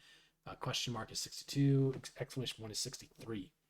There are a couple oddball characters, exclamation point and question mark, at the end to bring it up to 63. 0 through 63 is 64 total, i.e. 6 bits, because binary representation of the CAPTCHA coded characters are 6 bits each, which have a range of 0 to 63. So for instance, the CAPTCHA code for the hammer is NZ7UN6BI. Look up the index for N first, which is 49. The binary of 49 is 110001.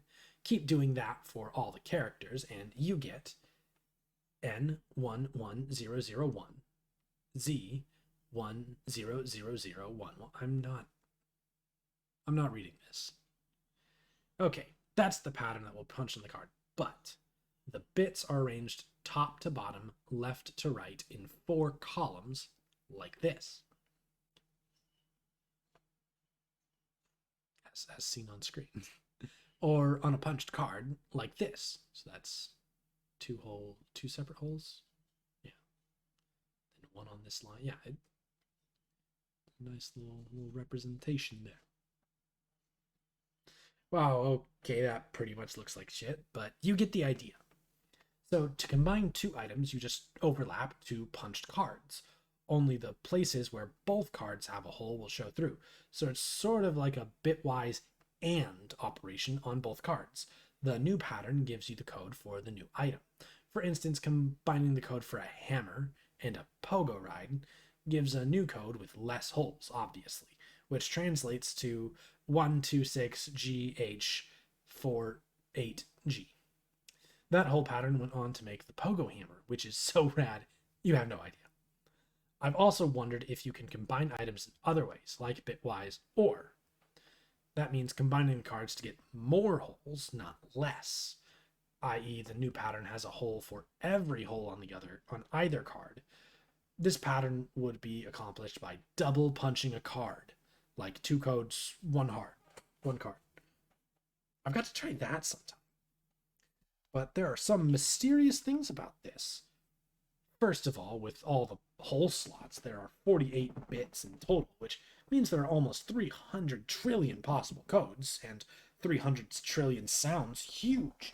But when you consider it is supposed to account for all conceivable items, including all the wacky combinations of stuff, it suddenly doesn't seem enough. It doesn't seem that big. This leads me to believe that not every combination of items has a viable duplicate. But this is kind of obvious anyway, since there are many combinations of punch cards that will produce either a blank card with AND, or a totally punched card with OR. So there are lots of dud combinations out there, and many that would just lead to the same pattern. Like, for instance, a ray gun and an atom bomb could make some sort of ultimate death ray. But for that matter, a shoehorn and a potted plant could lead to the exact same pattern. So weird. Also, it seems like combined items will always have patterns with either much fewer holes or much more holes than ordinary items, which will occupy the vast, meaty middle of all possible patterns. It is strange and counterintuitive that more complex objects have simpler patterns, but hey, there you have it. But all this sort of makes me guess this system can be cracked in some way. Like if you have a complicated item and you want to extract simpler item components from it, there might be some algorithm for deriving the pattern you want, or at least narrowing down the possibilities. There might also be ways of charting through the simpler patterns on both ends of the bit spectrum, and pinning down the ones that will make cooler stuff. Who knows?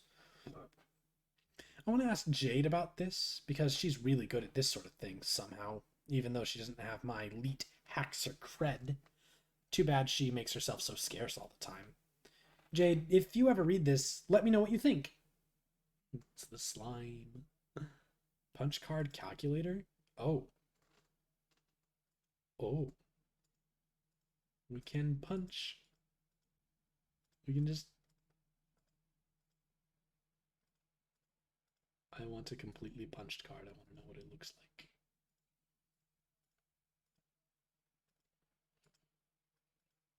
I was just ran... Oh, no. First I was just doing it randomly, but now I actually want to see what it looks like.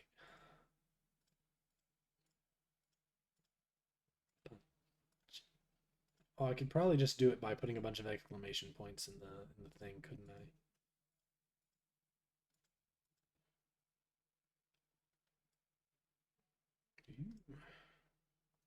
So does it just randomly generate a background, or does it do it?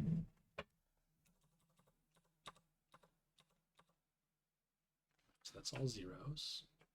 I think it just kind of randomly assigns it.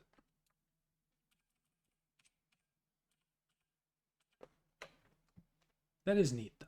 I think that's a neat little thinger. I find it cool. Maybe just me. Game Crow. Don't know who that is. SN. Science. What's up with this? You enter the laboratory. Rose, look around for mad scientists. We wanna be safe here. Just double check. There are no scientists to be found, mad or otherwise, or anyone for that matter. This lab appears to be deserted. There is a kiosk, though. Whoa, that's a lot of flashing and stuff. That is a lot of flashing stuff. It looks like the kiosk monitors the lab's enormous hub grid. Jade, transportalize as far down as you can go. This is as far down as you can go. The grand foyer is still a few floors down, but the transportalizer on that level is blocked by one of Grandpa's impressive big game trophies, and you just don't think he would cotton to someone moving it. Speaking of which, there are some of his trophies now. He has a million of these ghastly things. You really dislike them. Oh no, it's a bunch of armor. And still, more trophies. You hop down a level. Granddad also likes to accumulate valiant knights from his travels. These are pretty cool, you guess. Well, Jade, keep on keeping... Oh, that thing is hideous. Look at it. Ugh. Oh yeah, how could you forget about his stash of decrepit mummies? You hate these things. Jade, don't stop. Keep going. Let's get it. Oh yes. Mummies and big game trophies and blue women. Of course. This is your grandfather's collection of what he refers to as his beauties. No lovely lady will be fit for his collection unless her portrait has spent at least 20 years bleaching in the front window of a beauty parlor, a sort of establishment he's plundered no less frequently than ancient tombs. You guess they were sort of like your sisters while growing up, and you were always encouraged to look up to them. They are all awfully pretty ladies, you suppose, but it was always hard to get as excited about them as Grandpa. Jade, study hard and keep your rifle at the ready. When adventure summons, I know you will rise to the task and take your rightful place among the daughters of Eclectica. That old coot sure is a bag of wind. Well, Jade, complete your descent. Ew. That certainly is it's a large thing. Very big. You reach the ground level. This is the stupid thing blocking the transportalizer. It is unspeakably hideous. Down the southeast hall is the grand foyer. You'll have to cross through it to leave the house. Southeast. Did I say southwest? Looks like someone's pestering you. Even though you thought you logged off? Well, Jade, let's go ahead and... Hi again, idiot. Oh, no. So I guess today is finally the day you fuck everything up? Is there nothing I can do to change your mind? You can leave me alone. How can you even be talking to me after I blocked you? And after I logged out? You don't get that. You don't get that I am better and smarter than you in every way forever. You don't get that because you are incredibly stupid. I get that you're a jerk and you should shut up. Goodbye, you jerk. Block him again. Right, back to Rose. Look at the kiosk. Well, it's certain. Well, there appears to be one over there that this kiosk can just unlock. Looks like a mapping of each hub's index. It appears one of the hubs was recently unlocked. Rose, go to the center and do a goofy dance. At the center, you find a little stage that looks perfect for supporting a spectacularly silly dance. Or it would if standing on it didn't make you a little nervous, and also if that didn't sound like a dumb idea given the circumstances. I'm a little uncomfy with the R word, so I'm just gonna skip it. It looks sort of like the various contraptions you've been deploying in John's house. You wonder what it does. Rose, attempt to plug your laptop into a nearby hub.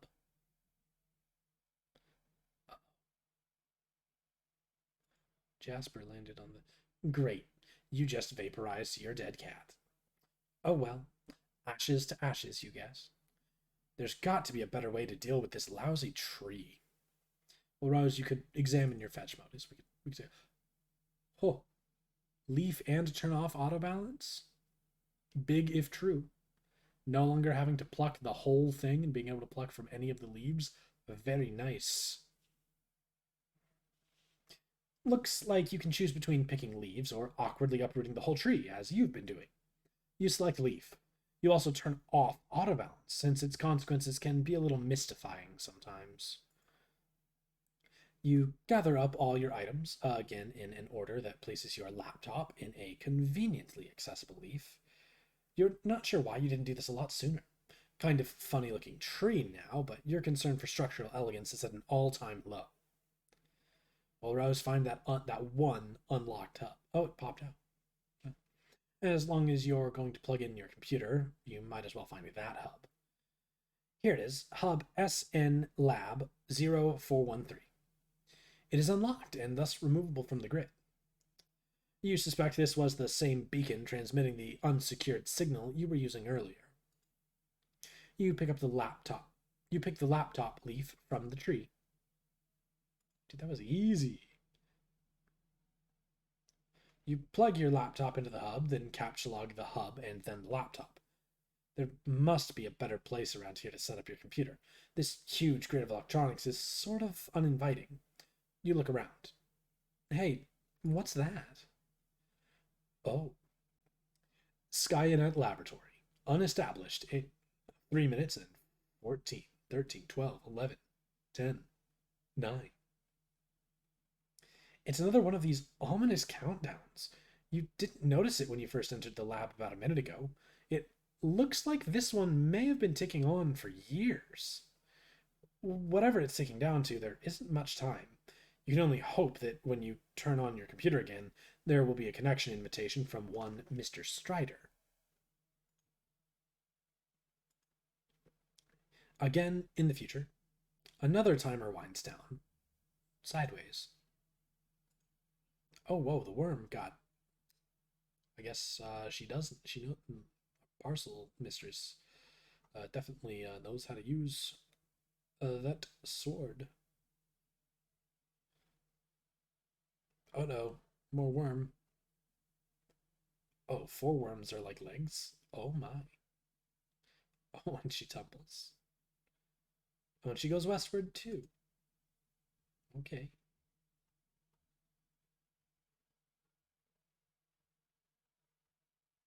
Well, that's certainly something.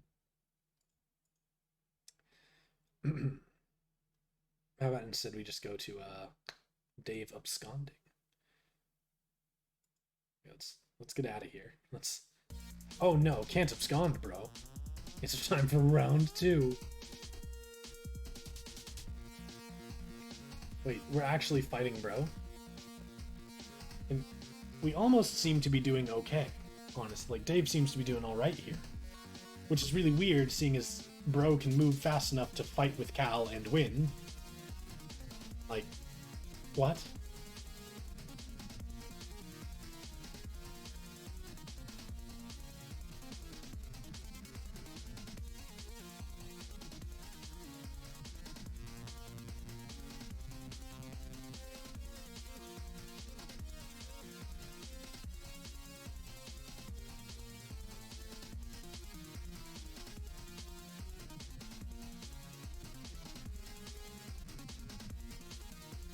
I warned you about stairs, bro.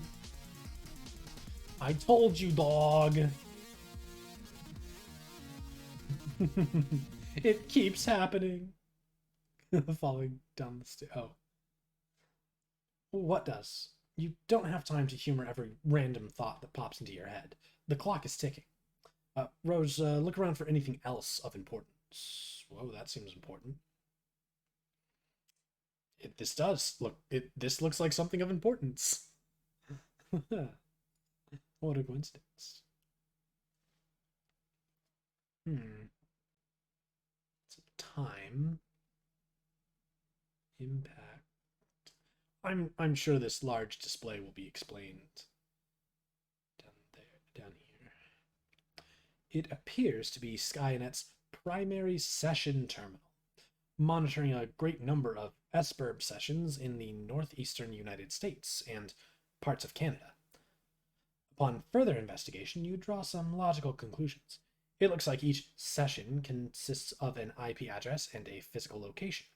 The colored dots on the map appear to be meteor impact sites. It seems each session corresponds with a meteor, but not all meteors have sessions. The color of the dot appears to indicate the status of the meteor's descent. The red dots indicate meteors that have already landed. Yellow dots are imminent collisions.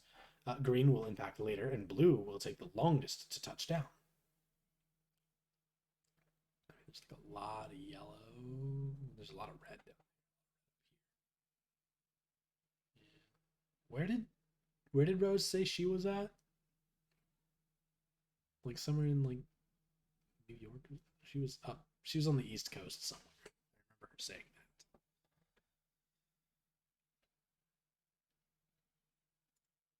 that. Oh hey. You use the panel to center on your present location and zoom in. Surrounding the lab are, of course, the hundreds of smaller meteors that have been raining down steadily throughout the evening. Most of these meteorites have either landed already or will shortly. Centered over the lab is a significantly larger imminent collision. You can't say precisely how imminent, but you could certainly take an educated stab at it.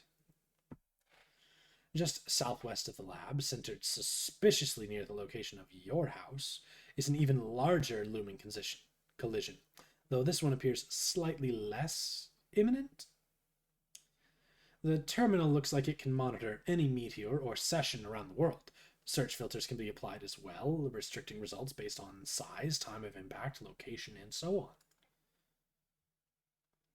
You zoom way out and narrow the search based on size. The two at the top of the list appear to be the biggest by far. You examine only their coordinates. The second biggest is centered over a U.S. city. The biggest by a landslide is, luckily for the Earth, you suppose, way out in the middle of the Pacific Ocean. Rose, turn on your laptop and check on John. You plug the laptop into the hub again and turn it on. It is now powered and connected to the wireless signal the hub is broadcasting. Your SBURB session reconnects. That's good. Yes, the interface. No sign of John here. You wonder why the house is shaking. Last time you saw him, he was on one of the roof platforms. You'll have to navigate via the SBURB interface to find him. Rose, ascend.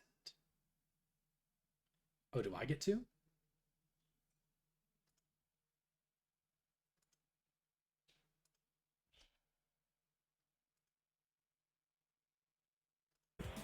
Oh, we get to see that John is fighting these guys still. Is this appears to be the same animation we saw earlier. Oh wait, no. John appears to be doing better than he was before. Oh, and Nana has a giant... That color makes... Yeah, it's Nana that has a giant eye laser. Okay. That's... neat. Oh, hey, Rose! Oh, no. That did not help.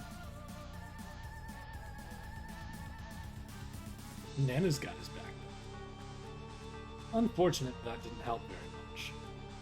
Oh, but Nana gets to do it? Nana can drop random objects, but Rose isn't allowed to? Oh, Rose allows John to boing.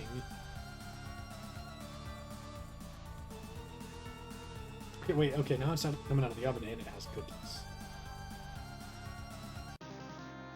Yo! Look at him doing his silly little dance.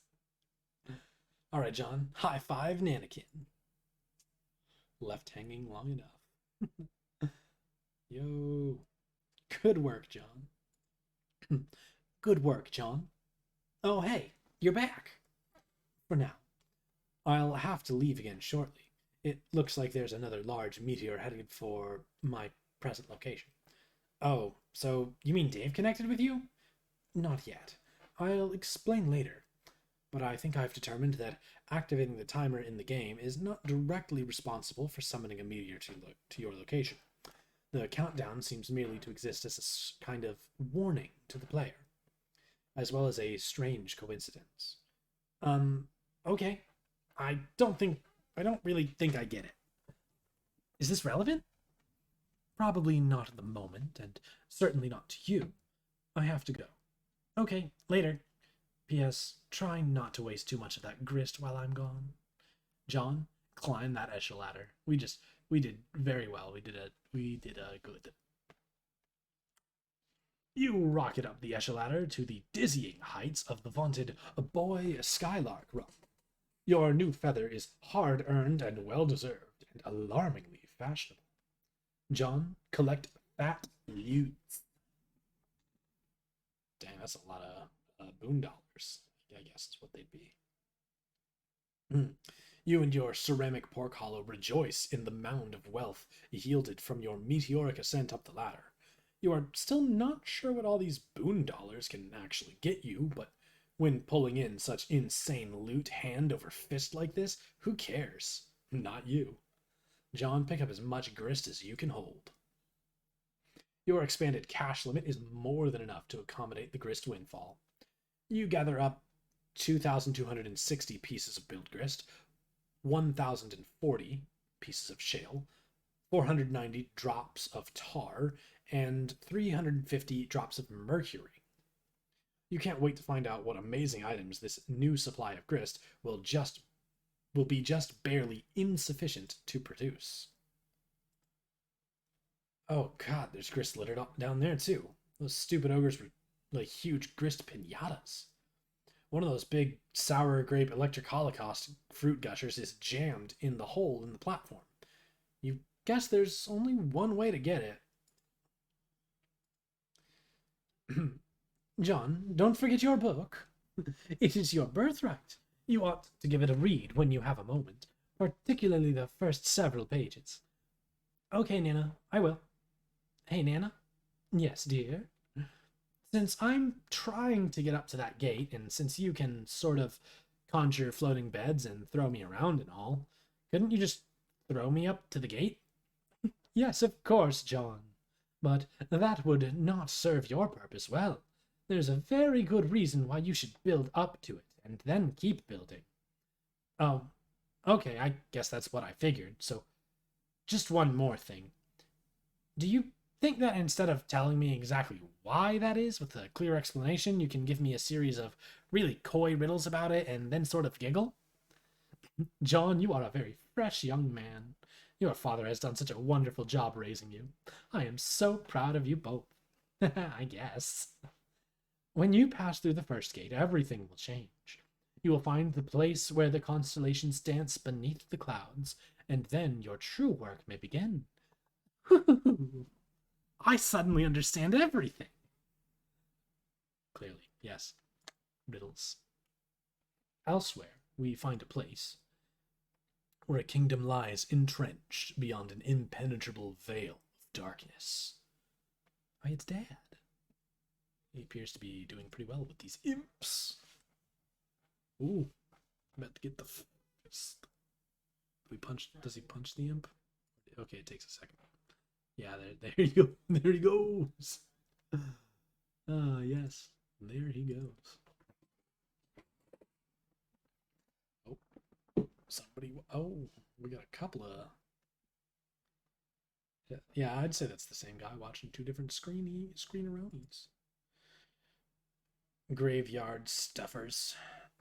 Graveyard stuffers. You are now the Peregrine Mendicant.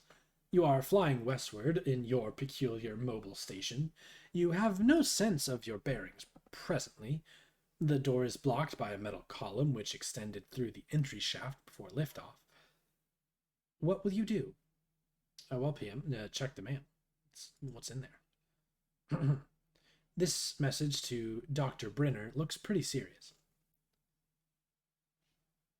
Maple Valley, Washington? Oh, well, PM, open up that envelope. It's clearly deteriorated. Never. The mail is sacred, and sacred is the trust between the postman and the recipients of his precious parcels. You have made a solemn pledge to deliver this letter to the doctor, just as soon as you determine where this address is, or find any sort of discernible mailing address in this wasteland, for that matter. The mail is freedom. The mail is life. The mail is the very fabric of civilization. Wait, hold that thought for one moment. The mail is the one final hope for resurrecting a dead planet from its ashes, and the letter carriers are the brave soldiers of God in this righteous crusade. They are the defenders of the light, of knowledge, free communication, and the exchange of ideas. They are the bold toters of all those little papery conduits of freedom, the white postmarked angels that whisper a message on their deliverance, a promise to the yearning. There is hope yet. Liberty, reason, justice, civility, edification, perfection. Mail. PM, examine keyboard and screen. It's the terminal you used to activate the station's homing mechanism. It looks like it has now returned control to you. The default viewport displays commands previously entered, including your last and only command, home. Well, let's view. Oh, you type another one of the previously entered commands. It switches to the view of a young girl standing alone somewhere. There is a heavy amount of video interference of some sort. The girl seems familiar to you. Greetings. Greetings.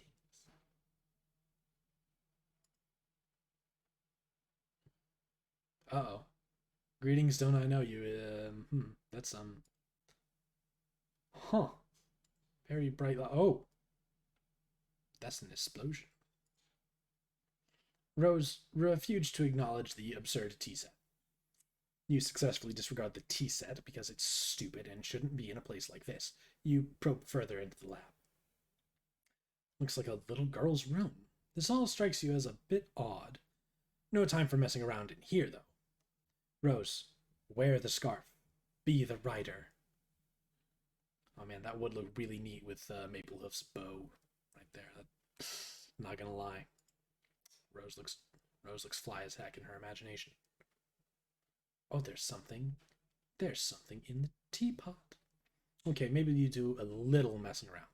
You're only human after all. Oh, what's that? You are accosted by a friendly mutant kitten. John, resist urge to take the wedged shale. You know you should grab this thing, but you're suddenly feeling apprehensive about entering your father's room. With all the scampering around, it almost slipped your mind how much you hate his hideous clowns.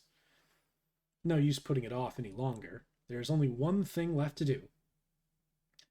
Give me a D, and give me an E, and give me an S, and give me a C. John jumped down. 50 shale is not bad. Jade, scamper into the grand foyer with wild abandon. Oh, she bumped. You scamper your heart out and bump into something. You don't know why he always insists on keeping it so dark in here. Oh, look, it was one of his dumb globes. These things make it awfully difficult to navigate the foyer. We get it, Granddad. You like to travel around the world going on adventures and stuff. Lousy goddamn stupid globes. Jade, arm yourself. Grandpa will surely have stern words for you if he catches you without your trusty rifle at the ready. That's just what you need, another one of his blustering, mustachioed diatribes. You are rolling your eyes in advance, getting them warmed up. But ideally, you can evade him altogether. All you have to do is get past the fireplace and out the front door, and you will be scot-free. Jade, examine those chaps on the sofa. These are the manor's 4 distinguished house guests.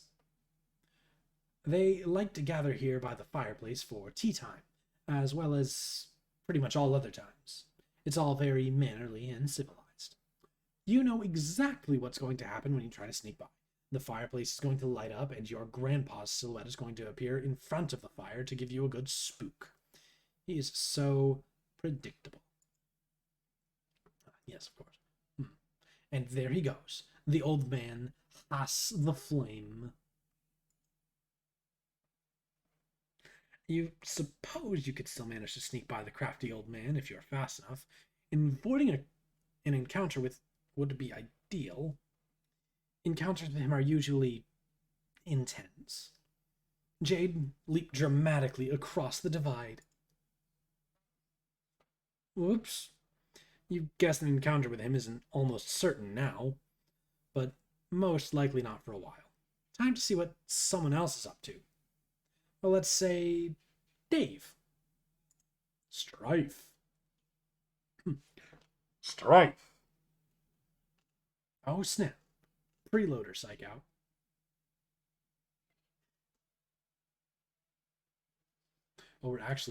It's actually Jade gonna strike. Aggrieve? Oh.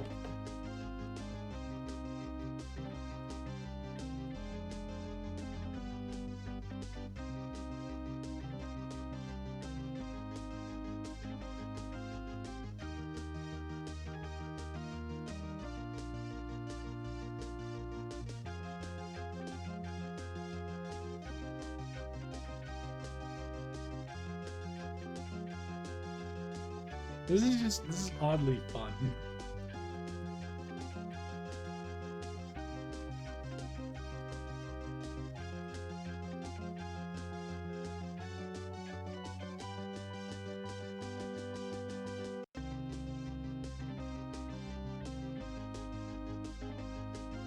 We knock his head off there.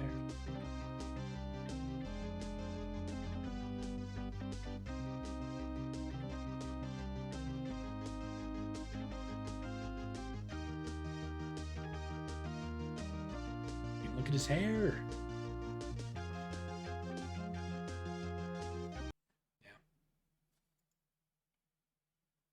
Yeah. Glaring. Oh, that's stitches. Yes, I am going out without this gun. No, I will not go get a bigger one. No, I will not take yours. I can't even lift it. Oh, that is so preposterous. Do you even hear what you're saying? I will be fine. This is a perfectly deadly gun, and it shoots lots of incredibly deadly bullets. Oh, will you just stop it? I am going now. Goodbye. I love you. Jade abscond. He was so much easier to deal with when he was alive. PM miraculously survived. Oh, unlocked page blog spot. Used by Andrew Hussey for behind-the-scenes commentary during the early days of Homestuck. Huh, that's neat. Yeah, that's a big old explosion hole right there. Well, PM, let's look out. The explosion hole. Oh no, the mailboxes. Oh no. Oh, he saved one. That's a good worm. Rose refused to acknowledge the absurd kitten. You fail miserably. Oh, look, there's some more mad science crap over here. Rose inserted a coin into this arcade cabinet. Clearly. This weird arcade gizmo adapted to this setup obviously doesn't take coins anymore. Assuming it ever did. Besides, you left all your coins on the fridge, remember? Rose, let's play a game. This doesn't appear to be a game. It appears to be an appearifier.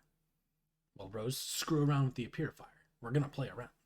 You mess with the controls. Hey, Jaspers is alive. Or at least he was in the past. According to the timestamp, this was almost 9 years ago. You try to move the crosshairs with the joystick, but it seems to be permanently locked on a specific target. You might be able to unlock it, but you clearly don't have much time to horse around with this whole thing. You zoom out. It looks like you and Jaspers were having one of your sessions. You weren't making a lot of progress, though, because Jaspers was no doubt being characteristically recalcitrant. You possibly jotted this phrase down in your pad. It's hard to remember, though. Wait, could this be that day? Rose, cause a time paradox. You attempt to appearify Jaspers. This would surely cause a time paradox because you can plainly see that he has not told you his secret yet. But it seems the machine has a safety mechanism to prevent such irresponsible purification practices. Paradoxifa. The paradox ghost imprint of Jaspers purifies instead, and quickly settles into a mound of sludge. Oh, well, no goo cat for you. Oh, okay. The machine beside it sucks up the paradox sludge and begins some kind of automated procedure. It seems whatever sort of primordial biochemical properties the sludge possesses is being evaluated by the device. The device generates a fetal paradox clone of Jasper's. The wretched creature exhibits a number of unfortunate mutations, though. The good news is that it will be mercifully unestablished, along with this facility, shortly. This is also the bad news. Whoever was operating this machine in the past may have been making unsuccessful attempts to perfect the science of ectobiology. Rose, have a flashback. There is no need for a flashback. Conveniently, you can watch what happened right here on the monitor. You roll the clock forward a few seconds. Jaspers reveals his stunning secret to your strict confidence. Before you could ask him to clarify, he vanished into thin air. You now believe you understand why. However, you were not the one to purify him from this moment. Your hand was nowhere near the controls just now. A couple weeks after he vanished, his body washed up along the riverbank. His suit was a mess.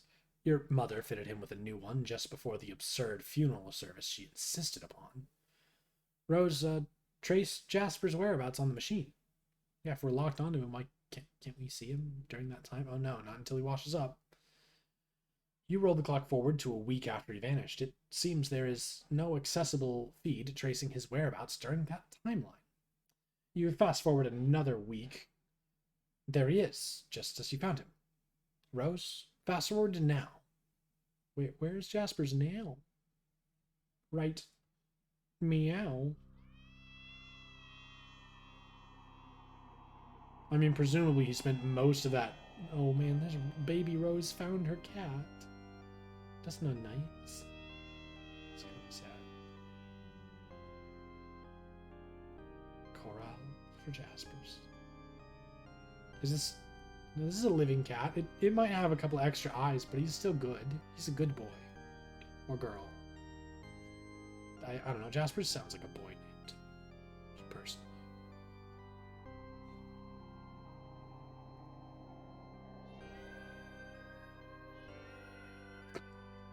This song. I mean, the flowers just sat there until they disappeared. Oh, that's a good cat. Dude, yeah, how just rude can you be to Jaspers? In the hole, and then Jaspers. Well, now he's alive. She didn't disintegrate him. She teleportalized him. Wait. Oh, there's a button down here. I saw something flash pink on the stream. What is this? Homestuck / pony? Oh, pony corral. What?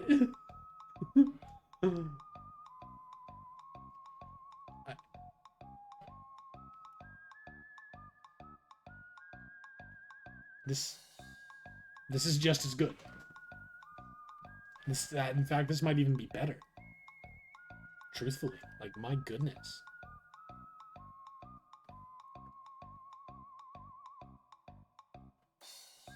Should give apple.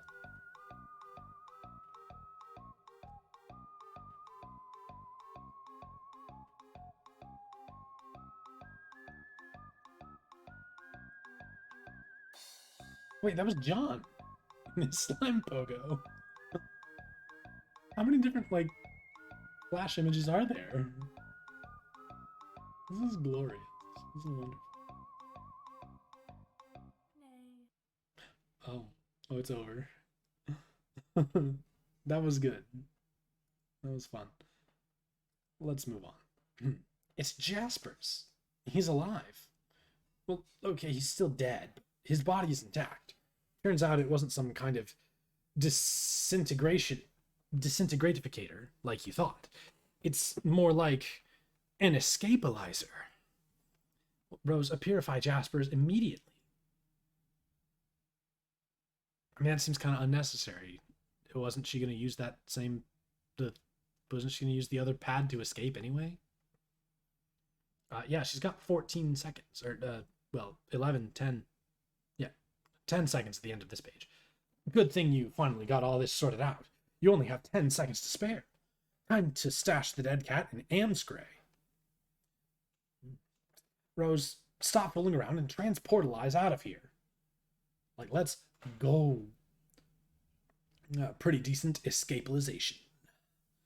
Jade, locate and feed the devil beast you call a pet.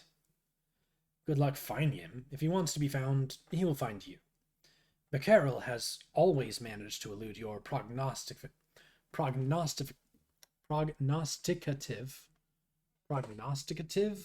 faculties. He is completely invisible to your intuition somehow, a property almost totally unique to him. It used to freak you out a little, but you have long since grown accustomed to it. Where is that dog? Oh, there he is. Here he comes. Uh-huh. Oh, it was nothing. Nothing at all. Moving right along. Jade, retrieve the package you expected to arrive. The birthday package you were expecting from John arrived months late. Yeah, and yet, right on time. It landed over there, past the crumbling monument, a satellite to the great mystic ruins at the center of the crater lagoon. John, triple somersault into room, etc. Stick the landing. Okay, you do that. You are now in your dad's room. Where are all the clowns? You spot your dad's briefcase beside you. It probably contains all sorts of clues, or at least various forms and paperwork critical to his trade as a hilarious street performer. John, it's time to snoop. Yeah, here come the secrets. Get ready for some major reveals. Wait a minute. These are just boring business documents and spreadsheets. What the hell is going on here? Well, now with sound. John, examine your dad's room. Let's take a look around here, because it seems pretty serious business all around here. That guy with the pipe, some normal old hats, some ties, very well polished, nice shoe. Kind of a boring room. Look at how normal and businessy those shoes are. Just a businessman. Not all that into clowns and stuff. Most shocking twist yet. Hey, that's a magic trick thing, and that John himself. Who's this douchebag? Pipes, ties, and iron hats. Crocker. I mean, that one guy's got like playing cards and the trick things, and there's a picture of John. And, oh, a little shoe shiner thing. There's some big old presents down there, though. Has he already shopped for the next like 3 years of John's birthdays? John, calm down. It'll be all right. So, all those years, while you believed he was out busking up the corners with hilarious antics, he was working an ordinary business. he was working as an ordinary businessman all along? He was just a man trying to make a good, honest living for his son? Maybe he was too embarrassed to tell you the truth, or maybe it was just that you never bothered to ask. You guess you always just assumed. This normal businessman, not a, street performer or a strong man at a circus or anything. Just lifting up this safe, just, manly dad things. The human prisoner has broken out of his jail cell yet again. Attempts to block the cell door with heavy objects have proven futile. You're going to need a bigger safe. Who is this guy? Who's this guy? Enter a name. Spades Slick. Oh, we get the orange Cheeto-colored fingers of Andrew Haas. You guys don't know that yet, but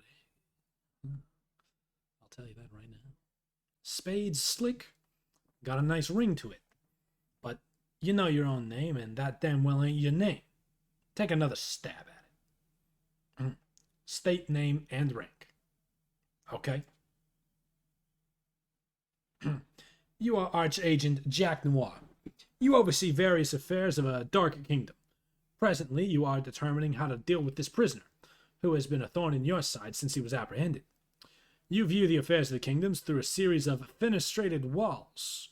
You have 3 walls, nearly enough to form a cubicle of vigilance, which is a full and proper enclosure for an agent of your stature.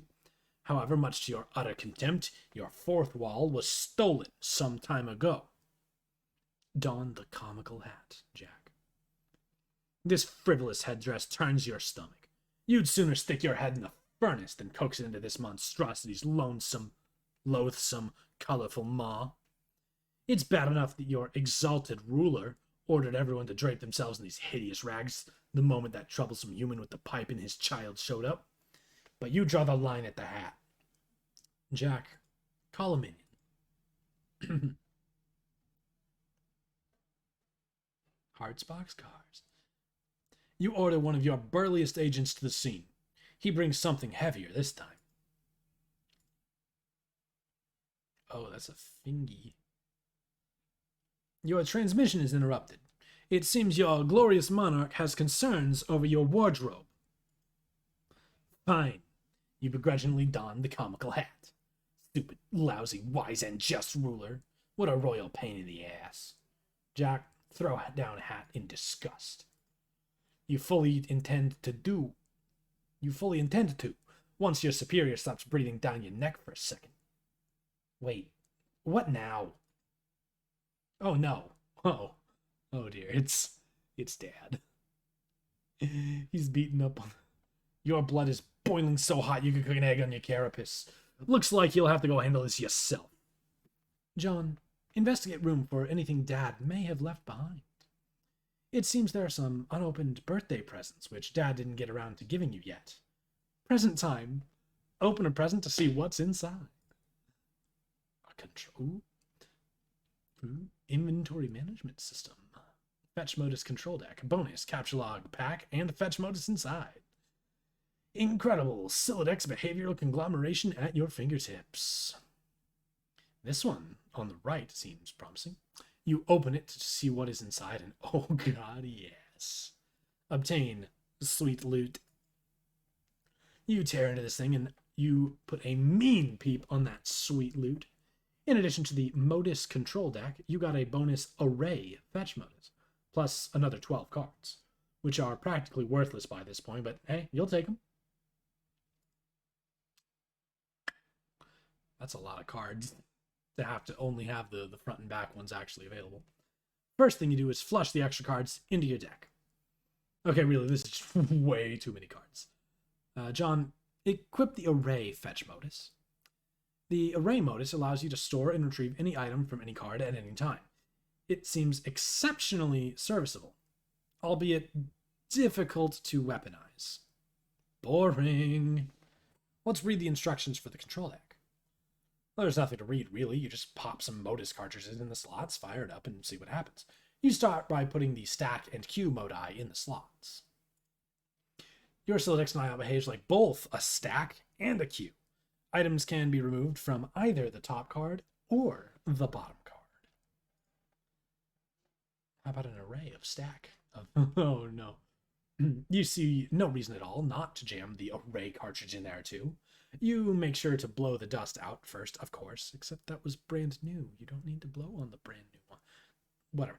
The Silodex reconfigures itself into an array of distinct Q stacks. Now we're talking. This is just the sort of needless complexity you have come to expect from your inventory management system. So yeah, you can take from the top or bottom of each of these arrays, I think. So you can access 8 cards out of your inventory at a time. Yeah, so you basically just have to manage 4 separate Q stack inventories of, well, I guess a quarter of how many cards you have. Well, John, unwrap this smallest present next. You have a staunch policy of always saving the biggest presents for last. Always. You receive a box of delicious fruit gushers. Could this birthday get any better? You don't think so.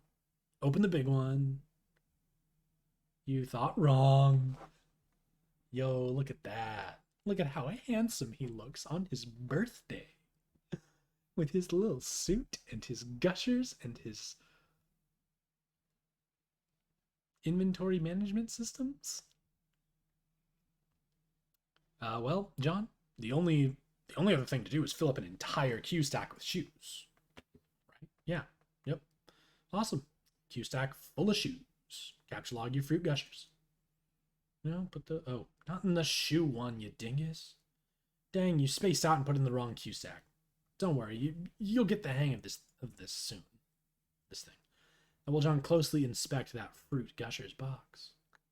Massively tropical brain hemorrhage. Nice, made with real fruit. Excellent source of vitamin C.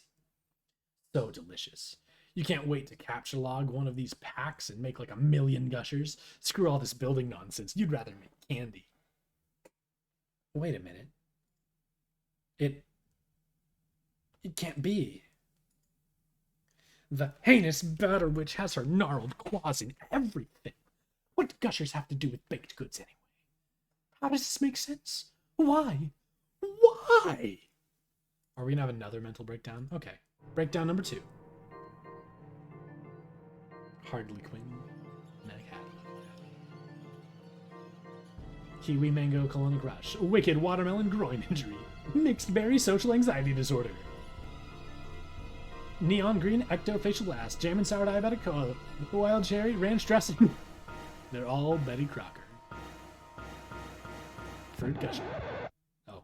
I mean, yeah, it is kind of stupid, but I enjoyed it. All right. Jade retrieve package. Let's go. 2 songs in here. Ooh.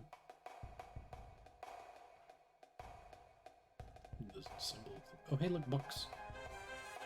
Oh, strife with dog.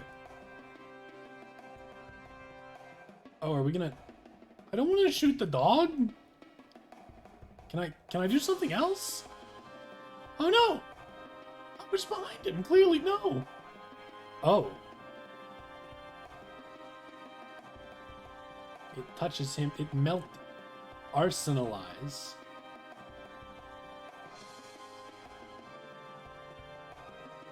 I don't like having to shoot the boy. Oh, whoa. Now we are both small and on the bullet. And now we are over here. Artillery. Maybe just like a flesh wound? Why do you keep aiming for his head, Jade? Please stop.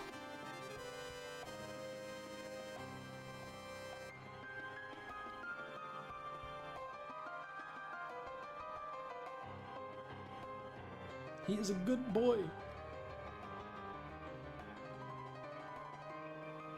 Oh. Armamentify. Oh, hey, wait, whoa, hey. It actually went where I aimed instead of his face. Oh, wait. No, oh gosh, all these background images are going so fast. I'm having a hard time comprehending. Oh, instead of it's our. Go fetch. Oh, oh! He's a good boy. He fetches, and she got the box. Oh, oh. He grabbed it. He brought it back. Rewarded with the green ah. Good dog. Good dog. He's a very good dog. I best friend. Yes. Ah. Ah. Oh hey, it's Granddad. I very much enjoy the slightly more poorly drawn victory screen. It's very nice. Okay, that's enough of that. Yeah, we did. Oh no, she fell right back asleep. Poor sleepy girl. Yes, the good boy. He protect. We. Oh wait, huh? How did? Okay, so yes, he picks up the girl, and we're just suddenly in her room. Okay, got it. Rose, check yourself for any mixed atoms with the cat. Nope, no mixed atoms. Looks like you and the kitty kept your genes to yourself. Your new kitty, whose name is. You'll think of one later. And where the heck are you anyway? Well, Rose, look around the room. I can't answer that until I've seen the room. Come on. Oh, you're back home. The well-stocked bar and the vantage from the window tells you this is your mom's room. Or at least what you thought was her room. You decide not to be especially melodramatic about this revelation. So the pink little girl's room was actually her mother's room? Her alcoholic mother's room? Why not actually have a bedroom in your house and just keep your bar, keep all your liquor at the science lab? Just a thought. Rose, watch the meteor impact. Huh, that's funny. Shouldn't that place be unestablished by now? The downpour of smaller meteors has stopped. Oh, okay, there it goes. Better get out of here. This room is a powder keg with all this booze lying around. Yikes, the fire is pushed. Like, I guess that, pushed the forest fire toward her? The meteor impact? I'm not sure that's how a meteor impact works. Whatever. John, get down to business. Let's do something completely different. Suddenly, you are feeling very businessman-like. For some reason. You just punched a shitload of cards in anticipating of making a whole lot of cool stuff. This time you didn't foolishly destroy any items. You just looked at the codes for some objects you rounded up and punched them on blank cards. You wonder how much alchemizing you can get away with before Rose gets back. As if she's got any right to tell you what to do with your hard-earned grist. You're the one running You're the one running around here putting your ass on the line. All she's got to do is mess around with her computer. Anyway, you better hurry. No. Jade? We're gonna switch to Jade. Dream.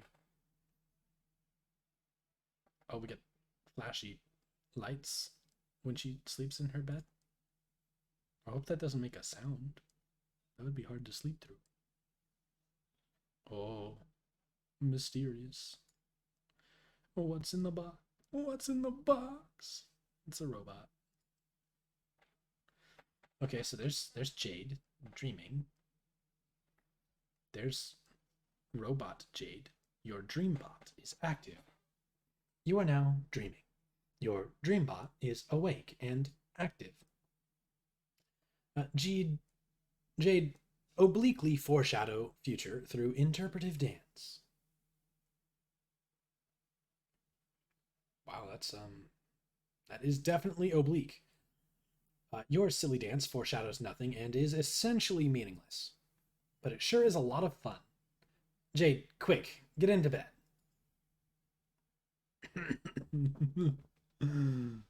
You climb into bed and try to get comfortable, but some sort of invisible force is pressing down on you. A strange feeling of cold, heavy metal. This happens every time you try to get into bed. No wonder you can never get any sleep. Jade, realize you can fly. Well, yeah. There's not much to realize. Of course you can fly. Jade, open the package. You stop all this flying around nonsense and examine John's birthday package. Unfortunately, you cannot open it yet. This package has an important journey to make first. You are planning on delivering it momentarily. Good thing you already know what's inside, otherwise you would surely be consumed by curiosity and suspense. You sincerely pity anyone who might be forced to endure such a fate. Months in the past. Snow. Ooh, we get a peek at John's room months ago with the. Dude, are Jade, Dave, and Rose's birthdays all so close together? They're all like at the beginning of December or the end of November. Whatever.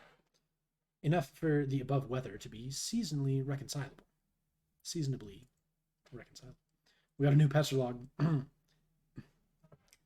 Hey, happy birthday, Jade. Yay, thank you, John. Gosh, I'm having a hard time differentiating them. Ooh, okay. I got your present in the mail just on time. Plus, I sent Rose's and Dave's too. Why do your guys' birthdays got to be all bunched together like that? You're running me ragged. I know, but it is nice of you to think of us all like that. I can't wait for you to see what I got you. I don't want to spoil it or anything, but hopefully it will help you solve those problems you've been having lately. Mysterious wink. I'm sure it is great. I can't wait either. It might take a while to get here from there, but it will be worth the wait. Oh man, I'm such an idiot. I forgot about how long it takes you to get stuff. Ah. John, that's okay, really. I'm sure I'm sure it will get to me exactly when it needs to, and it will be a nice surprise when it does. Okay, well, I hope so. Heart. Hold on. Okay, I'm back, sorry. I had to tell someone to go away. Oh god, the trolls again? Yep. They've been such a pain in the ass lately. It seems like there are so many. There are either like 50 of these idiots, or it's just one guy with a lot of alt accounts. I've never had any sort of feeling about them or what they want, which is kind of weird. But it seems to me like they are probably all different people and not one guy. I have counted 12. What do they want with us? Some. Wait. Ghosty Trickster? That's not his current. Is it? Whatever. Some people just like to needle others for some reason, John. It is like a game, I guess. They're like pranksters. Oh, hell no. Shittiest pranksters ever. But I think they are mostly harmless. Every so often they manage to get through my block filter and hassle me. It's been going on for years. Actually, some of them are kind of funny, I think. Oh, wow, what? Years? Okay, well, I am sick of them. I've been thinking of changing my pester chum handle to throw them off the trail. So, I guess I'm gonna do that. John, make totems. Ooh, yeah, look at how squiggly they are. You've already carved a few totems, but you have had to return to the living room for more Cruxite dowels. Your carving work is not nearly complete. Every time you re-enter your room, you shudder at the recent handiwork of some mischievous imps. You just can't turn your back on them for a second. Rotten imps. Those posters were like children to you. Man.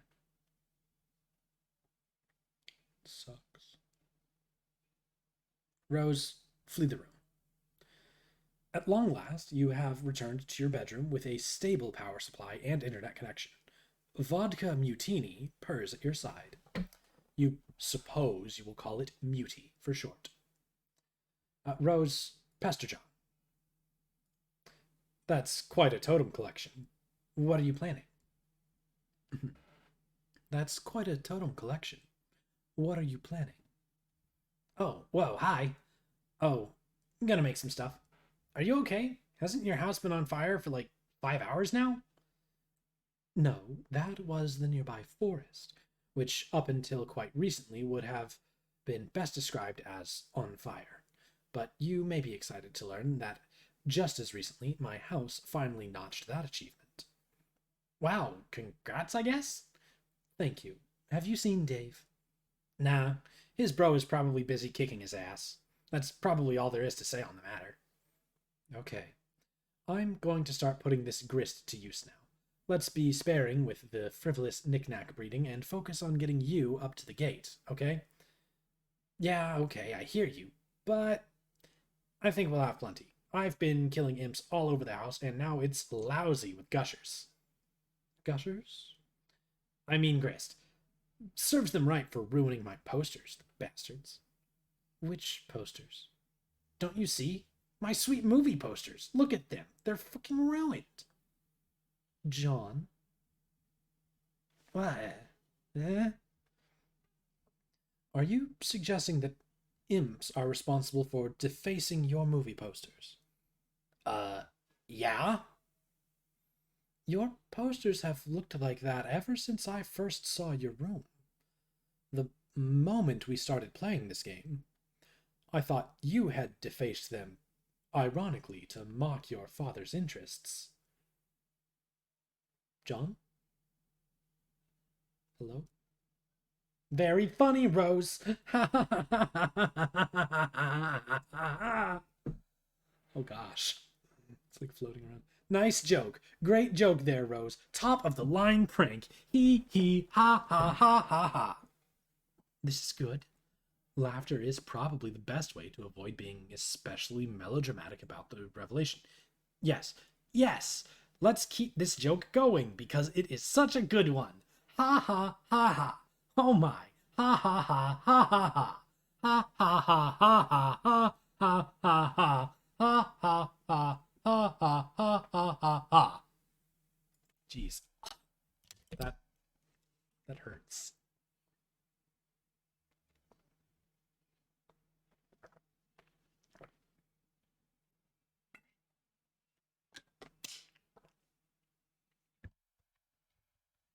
So clearly this is the Frog Ruins on Jade's Island, but way further in the future. All right, WV, descend. Oh, that's a long way down. You cannot descend from the top of your mobile station. The loose cable you gathered up and tied together is not yet long enough. It's not yet long enough to allow you to reach the ground safely. You have used all the cable you can find. You will have to come up with another plan. VW, sacrifice your mayoral sash for more cables. No way. Mm-mm. Mm-mm-mm-mm. Absolutely not. What are you? Absolutely not. What are you, crazy? A mayor does not relinquish his mayoral sash under any circumstances ever, period. VW, purify the temple. That's such a dumb idea. Not as dumb as using your sash, but it comes close. That temple is way too big. You'd probably just end up purifying a hunk of useless, boring rock. Wait, what's that? There's something dangling from the top of one of the towers near the temple. Ooh, look. Rope. Or a cable of some kind. VW, command Serenity to carry the rope to you. Well, she is a tiny insect and cannot possibly lift more than the weight of a pumpkin seed. She does, however, inform you of what the ledge contains through a series of informative blinks. There is an old, rusty harpoon lodged into the crumbling rock. Tied to it is a bunched up jumble of handy cable. This strikes you as convenient. It is almost as if someone knew you would need a bunch of cable, and that you would have a mayoral sash made out of cable, and that you were particularly attached to that mayoral sash and would stubbornly refuse to use it. Anyone who knew that much would surely possess a special gift. Alas, it seems a bit far-fetched. Let's get that rope. Get your rope.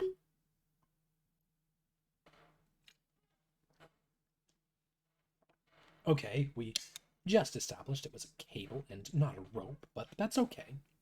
You take a hasty swig from one of your delicious pawns and, put it down.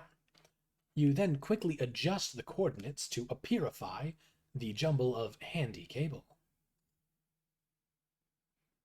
Oh, that is not the cable. To Mr. Mayor.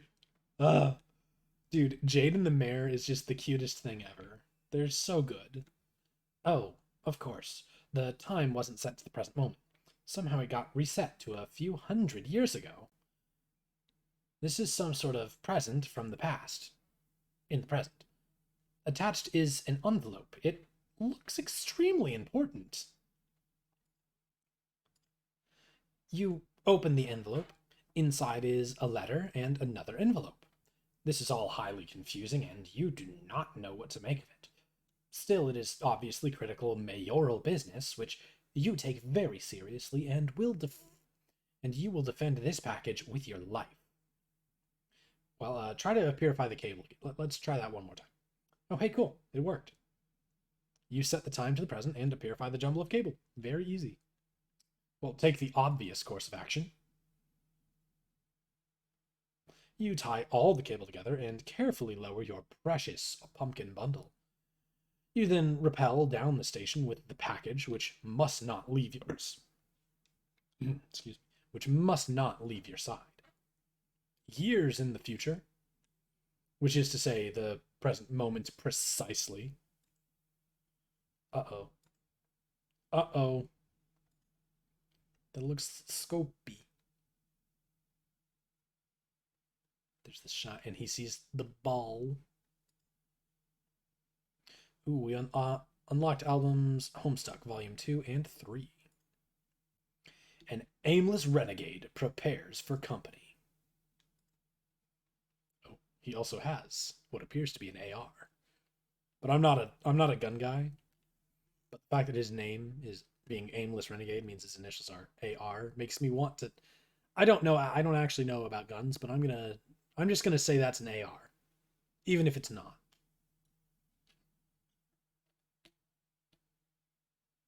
Like with that kind of magazine capacity, I assume assault rifle, right?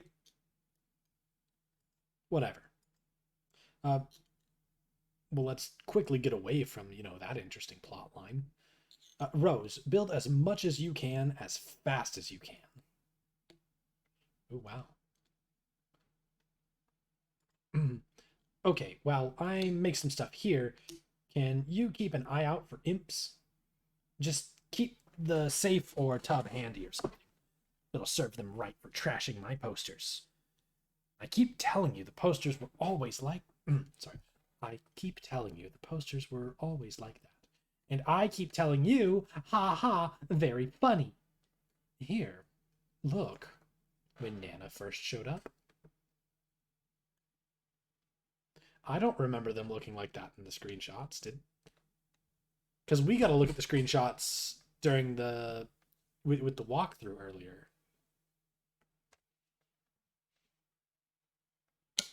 Huh. And when John was being a weirdo, maybe? Yeah, I saw those, but they didn't look like that before. You must have changed them. Even if I had the motive for such a bizarre and pointless deception, where would I find the time? I don't even have Photoshop. Then why didn't you tell me they were there? I had no reason to think that you were not aware of them. I thought they were strange, certainly, but was not struck by any particular impulse to discuss them. Okay, it still doesn't make sense, though. Implying that I drew them a while ago and then forgot and couldn't see them and now suddenly see them. That's stupid. What would that even mean? It looks like you were in your father's room recently. Yeah? And how did it make you feel to discover what was in there? Oh no, I just realized. You're going to psychotherapify me. Well, don't bother. Maybe I'm just being a friend? Maybe. Eyes suspiciously. Anyway, I guess you saw what's in there. It's boring and there's not much to even see. That doesn't matter. What matters is how seeing it affected you. I think it clearly has in some way. Well, I don't know. At first, I was nervous to go in and find more of his weird clowns because, of course, they are stupid and I hate them a lot. But then when I didn't see any, it was weird. It felt weirdly. I felt weirdly like disappointed almost. Is it fair to say this changed your perception of your father? Yeah, I guess. Is it such a stretch to conclude it changed your perception of other things as well? Uh, no, maybe not. But what are you getting at? It sounds like you're saying I'm crazy. John, let's alchemize some stuff. Let's not worry. Ooh, hat. I don't like to use the word crazy. Oh, God. See, this is therapy bullshit. That was a joke. But anyway, whether it means you are crazy or not, consider this theory. You presumably, your presumably long-standing tendency for scrawling this imagery is really your subconscious trying to express something disturbing within you, possibly something from your past which you have blocked out. And since you have suppressed it, your conscious self cannot acknowledge the drawings, therefore they have been invisible until now. Why now? Perhaps because you have seen evidence that conflicts with the worldview your subconscious had constructed to obfuscate the truth. That your dad is not necessarily the clown-loving maniac you thought he was. All along, this negative attribute buried in your psyche may have been projected onto him and subsequently reviled as a sort of defense mechanism. But this is absurd. My dad loves these shitty clowns. He's got all these statues and paintings everywhere. Is it unthinkable that over the years it was he who believed you were the one with a passion for clowns? Because of all the strange drawings in your room? A father then embraces a son's hobby to establish a stronger bond? Or wages a campaign of passive-aggressive mockery of your interests? Either is plausible. I don't know your dad that well. I don't know. Not sure about all this. But I think we need to stop and acknowledge the bunny sassacre fedora I just made. It's awesome. Yeah.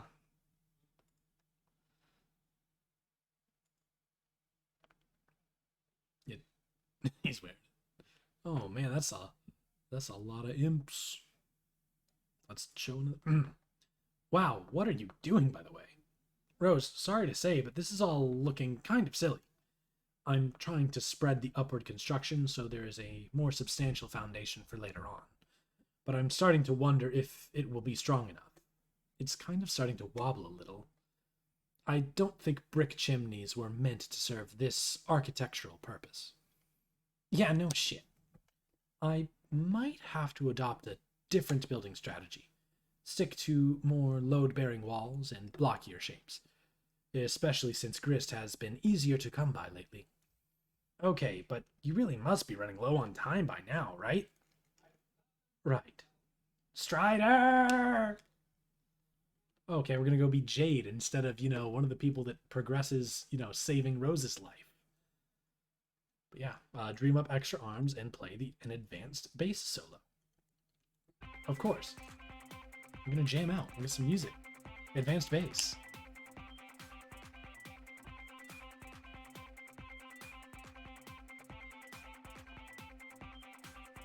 Her dog enjoys, yes.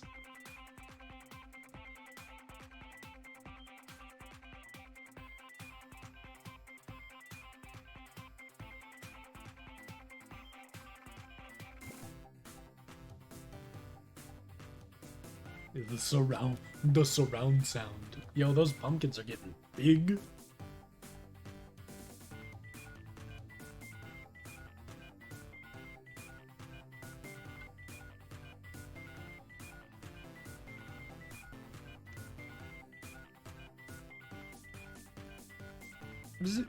Oh, because she's playing in the dream, so there's a dream guitar on Prospect. Oh yeah, Gold Planet. Its name is Prospect.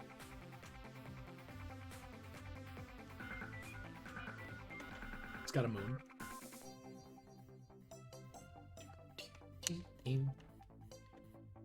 Okay, and there's Skya. We are in the Inciposphere. So when they dream, they go to the Inciposphere. Apparently, Jade has for a while, actually. Do, do, do.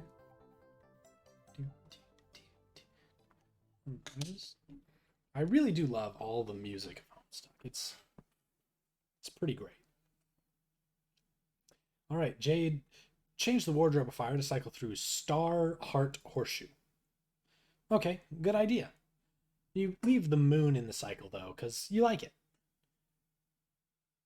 Jade, go explore the Golden City.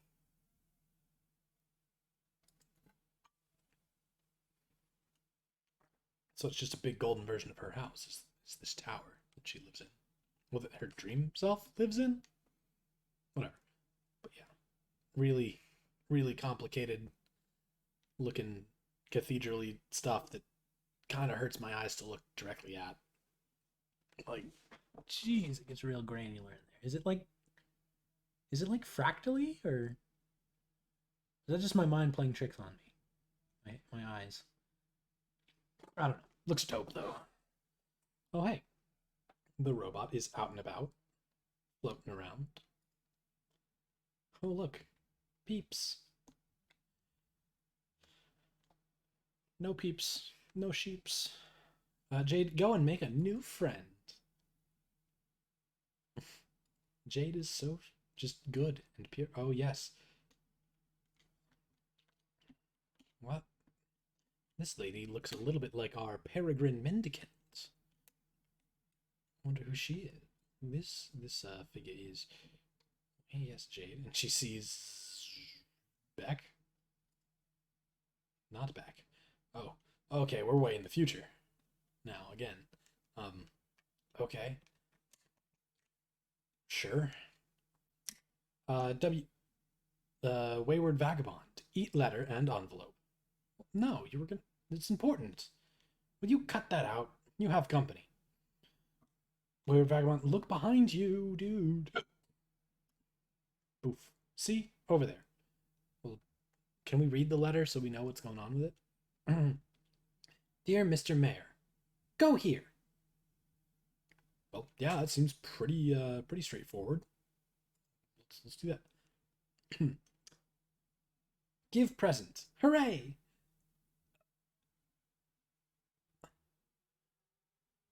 Oh? Please do this. The freedom of your people depends on it. Your friend. Yes, she is a friend. God. AR, the renegade? Aimless renegade, I think was his name. Cover. Oh. Also, cover. Right, WV. Give present. Hooray! It's present time. To Miss Mail Lady. Jade, gracefully fly to the other golden tower. Yes. Tower. You decide to check on your neighbor. Well, Jade, let's inspect the neighbor's tower. It is very much the same as your own. The only difference is that this one is home to a young boy instead of a young girl. You peer through the window. Oh, oh, the doll and the stuff. That's not nice. John is, of course, sound asleep. It looks like he is having troubled dreams as usual. You cannot disturb his slumber, though. He will wake up when he is ready. Speaking of John, you wonder if he got the birthday present you sent him. Or, for that matter, if you even remembered to send it. Darn, you get so confused sometimes. If only you had some system in place to help you remember things.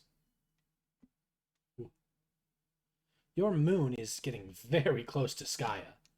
You had better go inside soon. it is never a very good idea to be outside during the eclipse. Maybe you can take the opportunity to log onto your computer and ask John about his present. You just know he will think it is awesome, and it will be a great way to thank him for the wonderful present he got you. John, alchemize in a 1980s time-lapse montage. Playing with the boys. I don't know.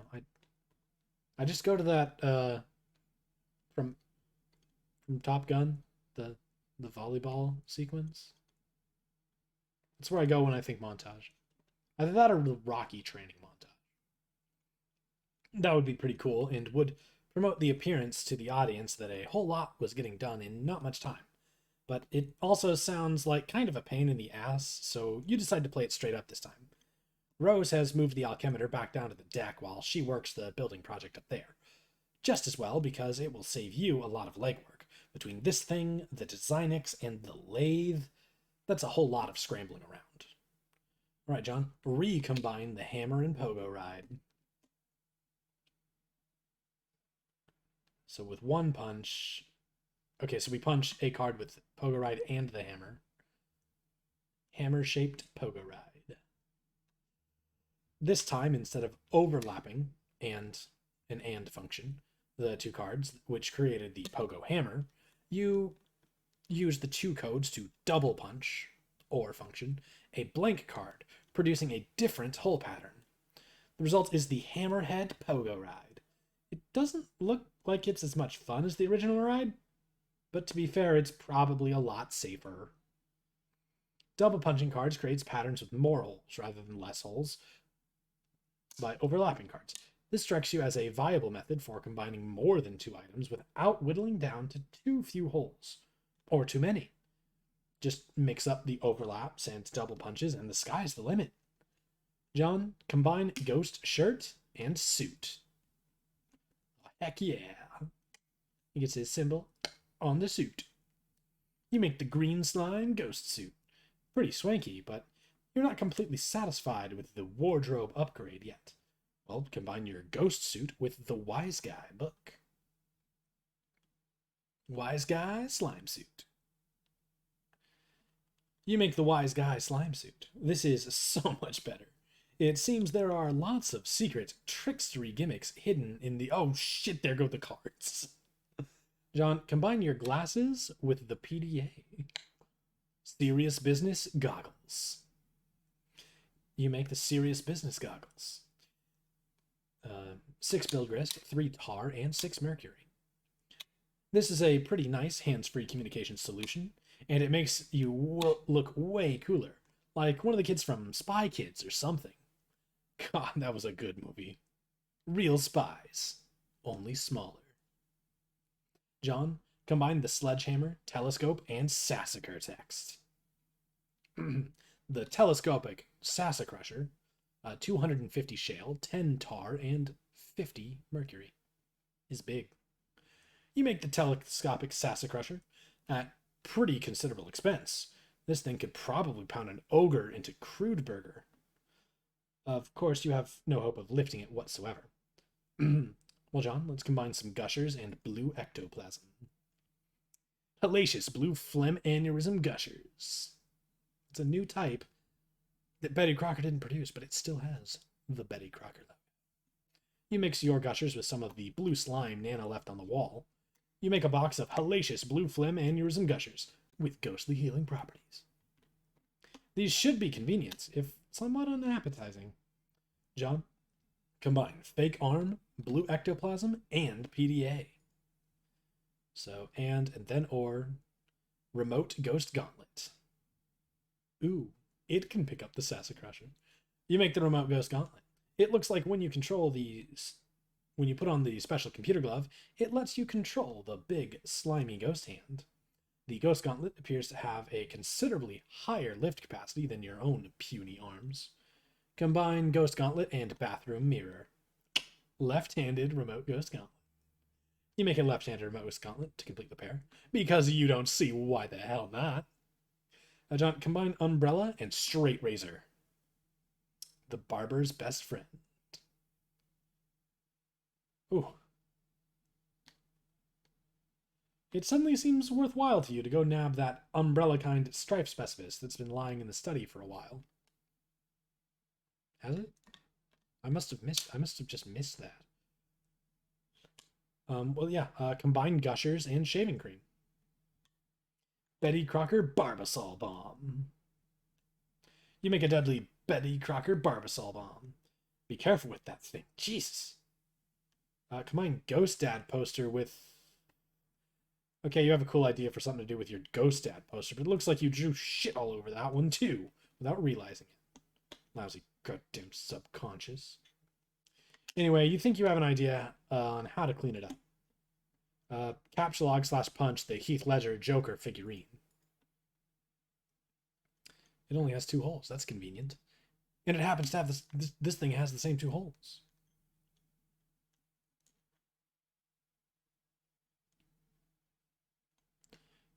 If you can somehow subtract the code of the Joker figurine from the code of the poster, it might work.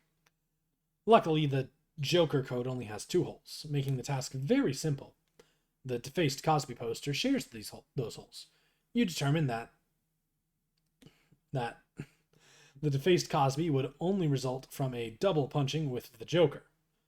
If your theory is correct, this means the original Cosby poster had one of those holes punched, or the other, or neither, making 3 total possibilities.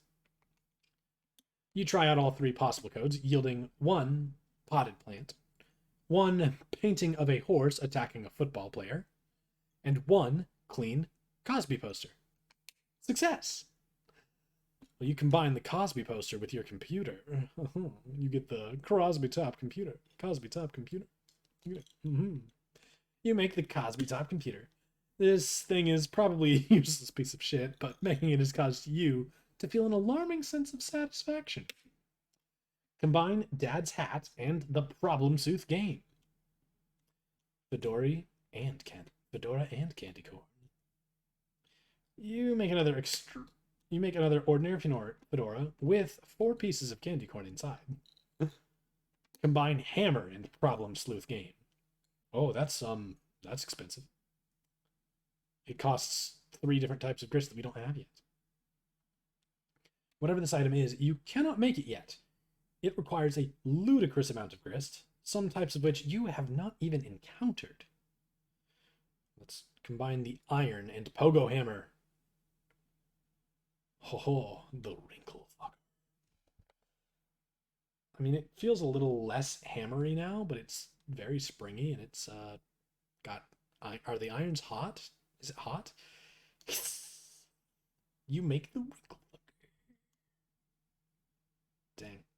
He's been up to some serious bullshit. So much sweet loot. You'd almost think it was simultaneously your birthday and Christmas or something. I mean, it literally is your birthday, dude. Of course, you know that is ridiculous and could never conceivably happen. Let's go end Strife. Strife. Verses by Toby Fox.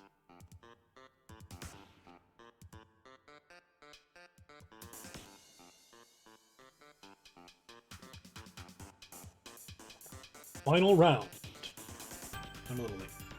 Strife. It's very red. Now, bro. Oh, Al.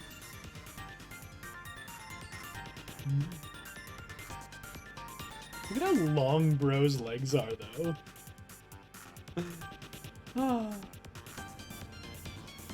Oh. Cheap piece of shit. And his symbol. He sliced the symbol without slicing the shirt. Which, honestly, that's like actually impressive. We can out Pizza the Hut? Who said this? Oh, wait, Bro just gave him the game and ollied outie. What a flex.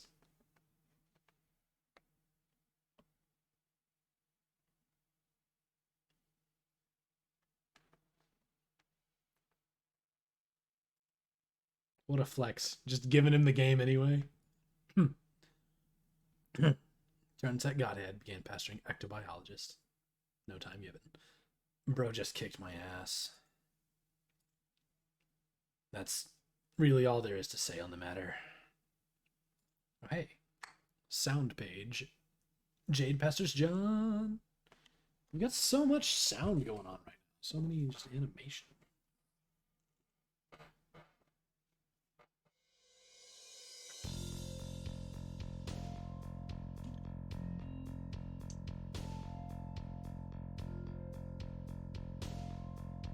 I feel like I'm too big. Hi, happy birthday, John. Am I going to be able to follow along in the animation, or do I have to? Garden Gnostic began pestering ectobiologists. Oh wait, this is a... We've already seen this.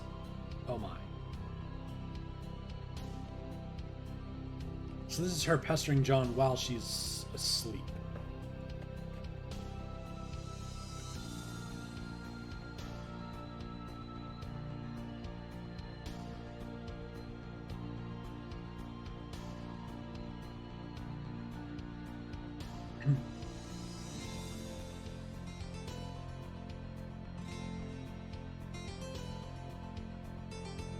So she sees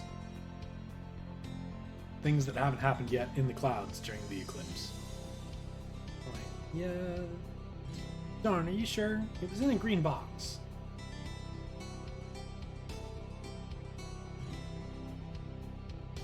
Oh, yes, but it is in my dad's car, and he is still out at the store. He should be back soon. Great! So, what are you up to today? I'm up to my neck in this Esperb stuff. So.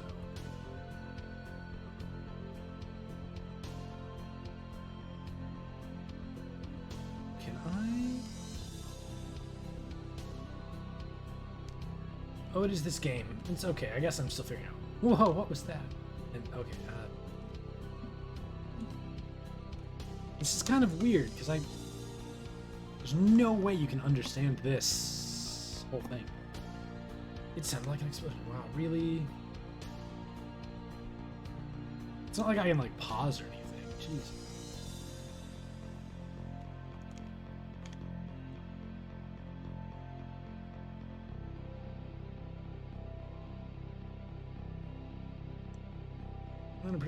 It's pretty big, and yeah, Beck won't let me go near it. Oh, whoa, hey.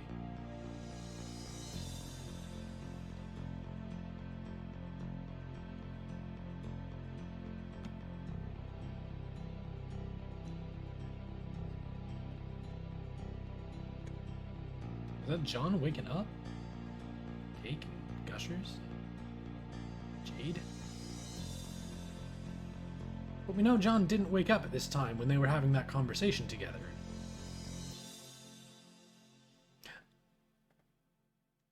Or after that conversation, I guess. Or no, that... Is that the... Oh, okay, whatever. This is back when they were talking back then. I'm so confused, actually. So these conversations we've already read with John, or well, as John, but now we're in the same time frame as Jade, but it's like a flashback. Was it by chance a meteor? Good ways from the house. Crazy and scary. He is so silly. Yeah, I should talk to him about it. So BRB. Yeah. Hey, well, there you are. Wait, this is... Oh, is this a new one? Or an old one? This is an old one. Again. You know, I should probably go back and read these. Ugh, okay.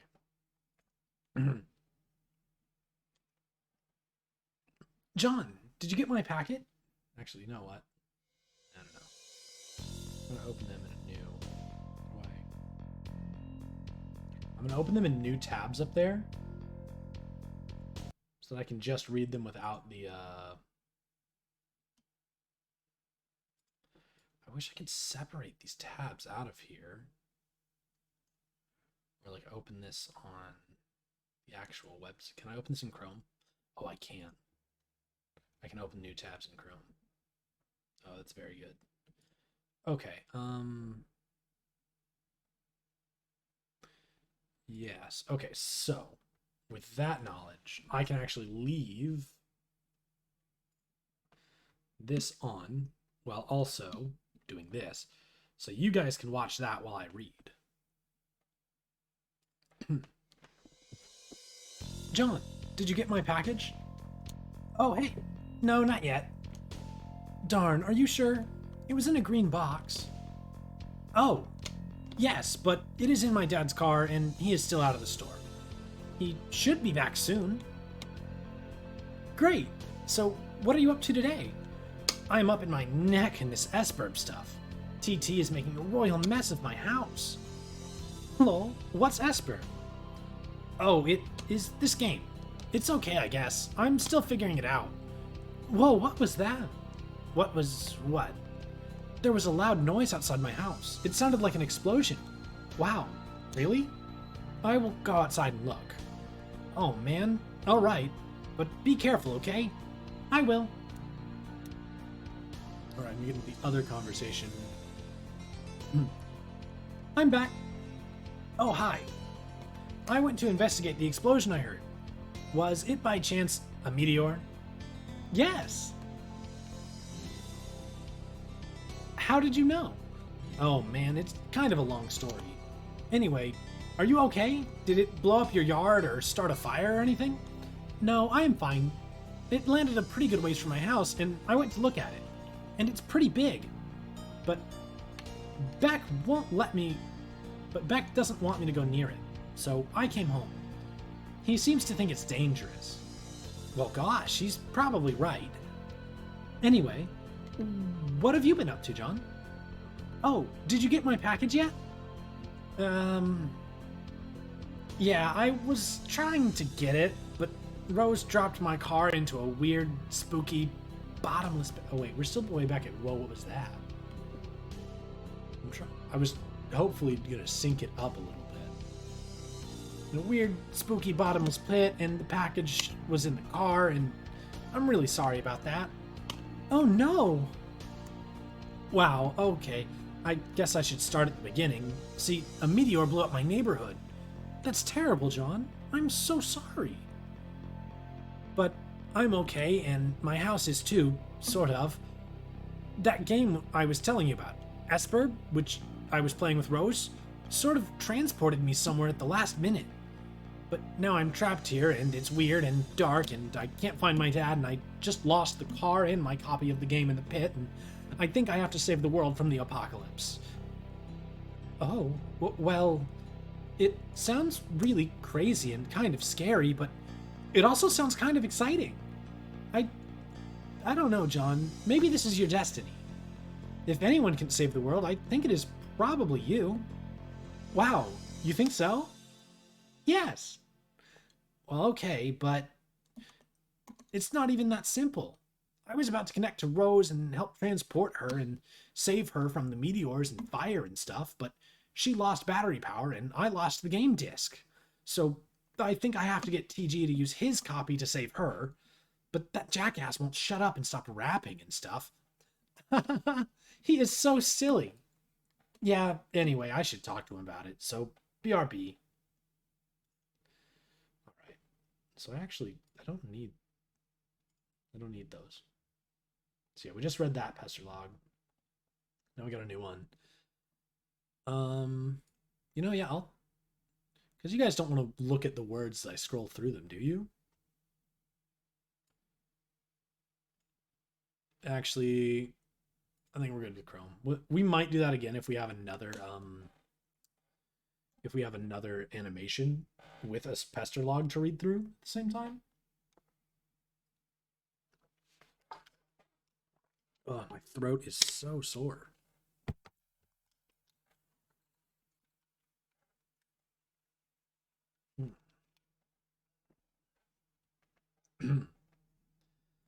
So yeah, she's typing. We have the conversation. Hey, whoa, there you are. How is your adventure going, John? It's okay. I'm making some progress, and Rose finally connected again, so she's helping me now. That's good. Oh, but like, I don't think I am actually saving the world here. I don't know what I'm really accomplishing, but I guess it's not that? Well, I think whatever it is, it must be pretty important. Don't lose hope, John. I think it will all turn out for the best if you stay positive. Just keep listening to your grandmother's advice. Yeah, you're probably right. But, I don't think I mentioned Nana to you, did I? Oh, I don't know. Didn't you? Hmm, I don't know. Maybe you talked to Rose or Dave about it or something? Yeah, maybe that was it. They're really weird when they talk to me about you. Like, they're always trying to convince me you have some spooky powers, but I'm always like, no, she seems like a pretty regular girl to me. But then when I think back, maybe there are times when it seems like you know some things. Like maybe you know more about a thing than you are telling me. I don't know. Oh well, John, I want to explain lots of things to you. Some things that I know. I'm just waiting.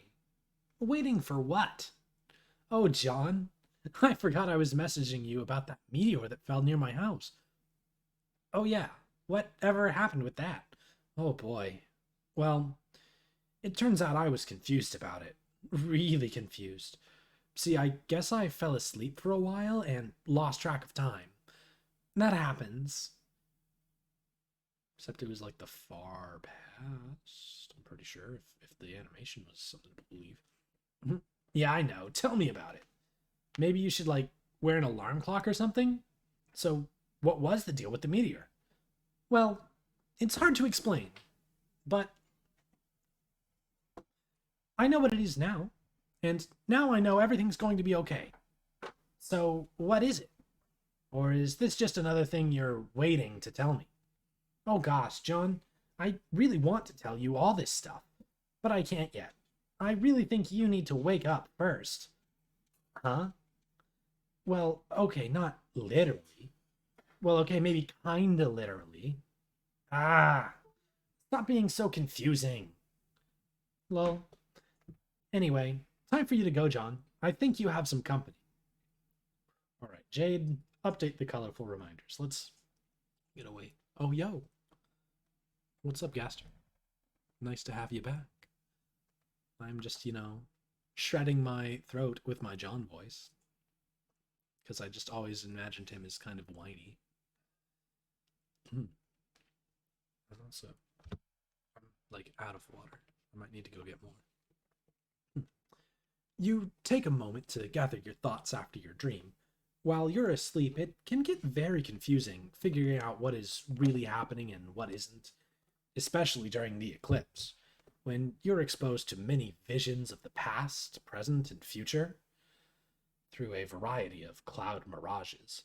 It is only after you wake up that you are able to start making sense of it all, and your reminders help you do this. But on reflection, there wasn't much in your dream about the future. You were quite surprised to see your dog in your dream, though. It was the first time the crafty guardian has ever appeared in a dream. You have learned that today is his birthday, just like it is for your other best friend. You've always wondered about this and never had the chance to throw him a party and bake him a cake. Now you can. But if you do, it seems that you will need a lot of candles. Rogue Island. Oh yeah, Beck, you sleep in front of fire. Beck has never allowed you to enter the mystic ruins for reasons you never understood. You always assumed it was on account of your protection, but your dream has strongly suggested to you that is where you need to go now. I feel like they deleted a double that, but it kind of needs a double that. Whatever. Since your dreambot is secured in its chamber and does not need to be looked after, Beck is taking a nap in the grand foyer, as he usually does. Perhaps you can take advantage of this and sneak out of the house another way? Jade, grab your harpoon gun.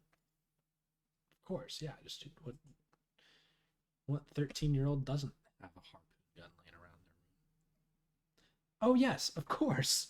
One of your reminders reminds you that you still have a package to deliver too. This way, you can kill 2 birds with 1 harpoon gun. Jade, use your harpoon to zipline into the great outdoors. Oh, yeah. Pachoo. Pachoo.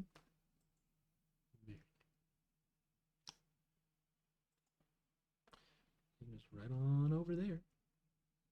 Zipping on down. All right. Rose, finish building.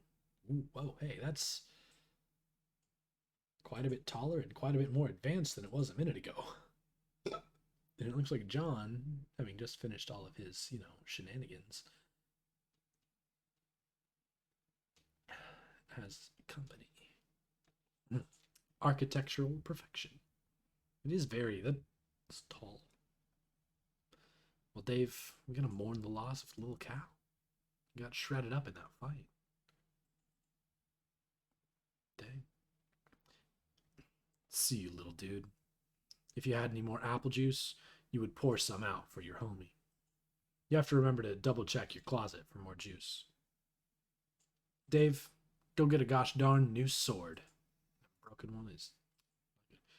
Perhaps you will, but if you do, it looks like you'll have to break it first. Perfectly good strife specimens down the toilet. Thanks, bro. Dave, capture log the beta. You try to grab the beta 6, but you forgot your Siladex is completely packed. You wonder why you jammed all this useless crap in there in the first place. Maybe you assumed you could weaponize it. You could weaponize it all during one of your customary hash wrap battles with your bro. But in retrospect, that probably just would have been a huge chore and would have made the battle drag on forever.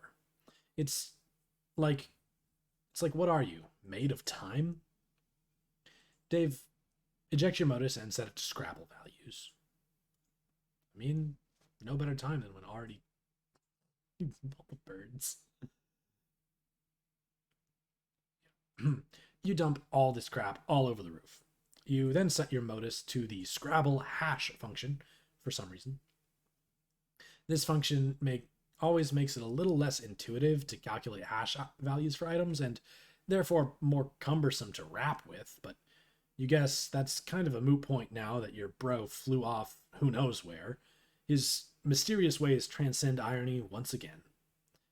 Well, Dave, get the beta. Grab that. You get the beta, 3111, so it's, 6. Now yielding a radically different hash value with the Scrabble function, which is to say a radically exactly the same value. Radical. Well, Dave, let's pester Rose now that we finally got the game. Let's, go save her life, seeing as her domicile is in immediate danger. TG began pestering TT. Okay, I got it. I hope you appreciate how much gross, spongy proboscis I had to fillet to get this game. Hello?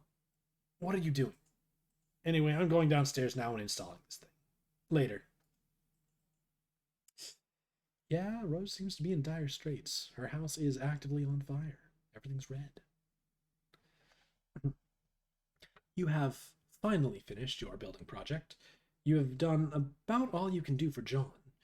You don't think you can provide much assistance against all those ogres this time, but at least now John appears to be armed to the teeth. All there is left to do is wait for Dave. Rose, capture log and send John the code for his present. That would certainly hasten the parcel's delivery, but the gift is not finished yet. You have spent months accelerating your knitting skills to be able to make the gift of perfect sentimental appeal. You even incorporated a cherished heirloom you have had as long as you can remember. When he sees your staggering gesture of sentimentality, he will finally understand.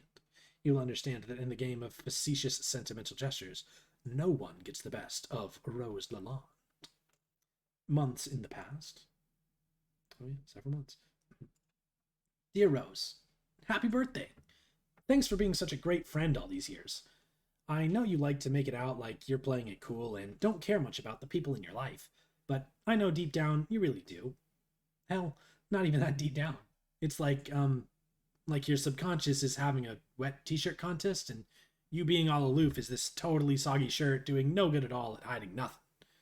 Oh wait, it looks like two can play this game of cracking all these highfalutin psychology books. Ah, snap. But yeah, I got you this because I think you're really creative and you could make something nice with it if you put your mind to it. And it might help you take your mind off of all this serious business you're always absorbed in. You know, all this weirdo pseudo gothy stuff or whatever. Frankly, it's kind of depressing. Anyway, you're the best, Rose. Have a rad 13th. I will catch up with you. I will catch up with you guys soon. Gosh, you're all so old. Ghosty Trickster. John. It's a troll. Rose, answer the troll. Why is it that when the subject of temporal mechanics is approached, your sparing human intellects instantly assume the most ingratiating posture of surrender imaginable? Time is not that difficult to understand.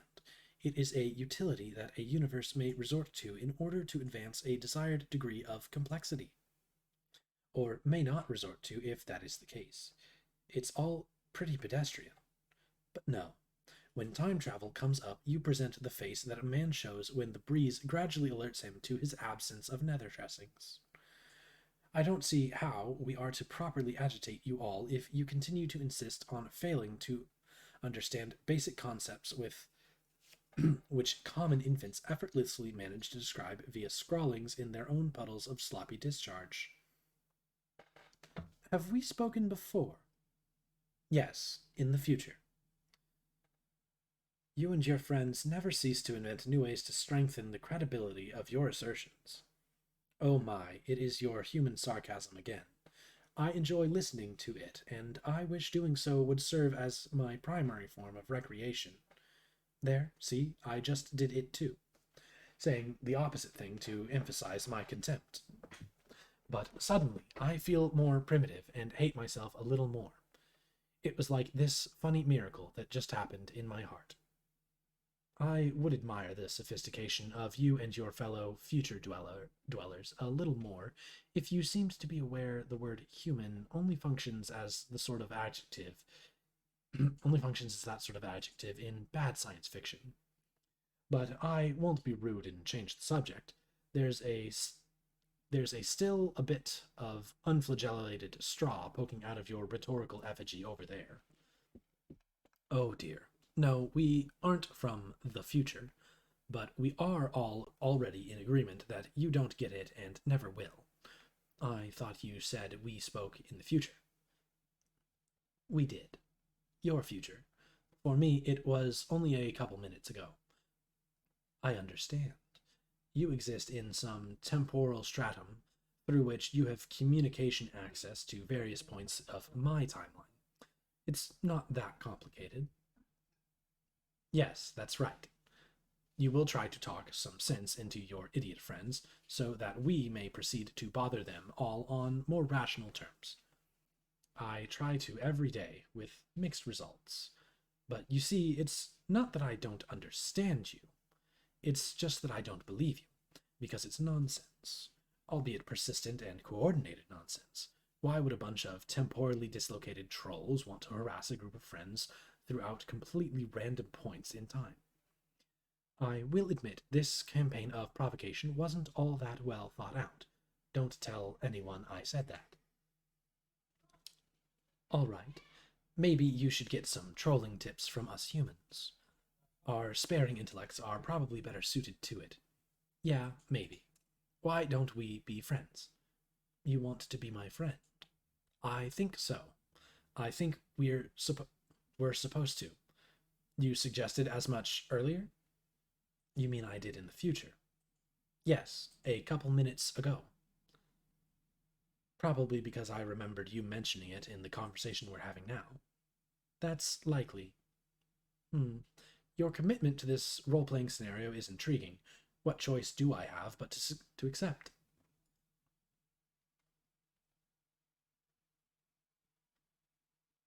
Yes, we get to see how Dave got his glasses.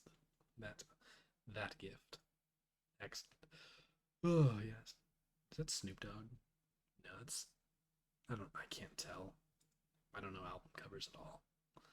I mean, it's rainy instead of, swelteringly hot. Dear Dave. Dear Dave, happy birthday. I just wanted to take a break from telling you how much your gay butt stinks all the time and say what an awesome friend you are. Seriously.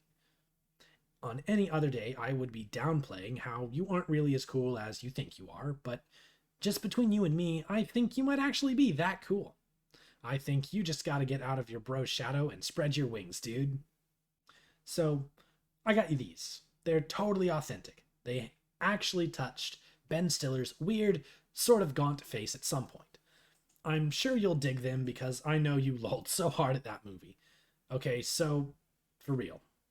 This is sort of a shitty present, but it is an ironic present because I know you wouldn't have it any other way. Maybe you can wear them ironically sometime. They might even be more ironic than you and your bro's dumb, pointy anime shades. Anyway, have a good one, buddy, and stay busy being totally sweet. Ghosty Trickster. John. Ugh. I might need to go get a cough drop or something. My throat is just...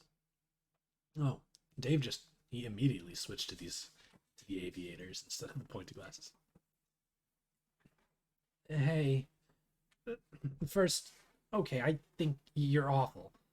Let's put that fact on the table where we can both see it. Now, you have been primed for the digestive ruination that's about to take place, and the comprehensive soiling of the laundry enveloping your person.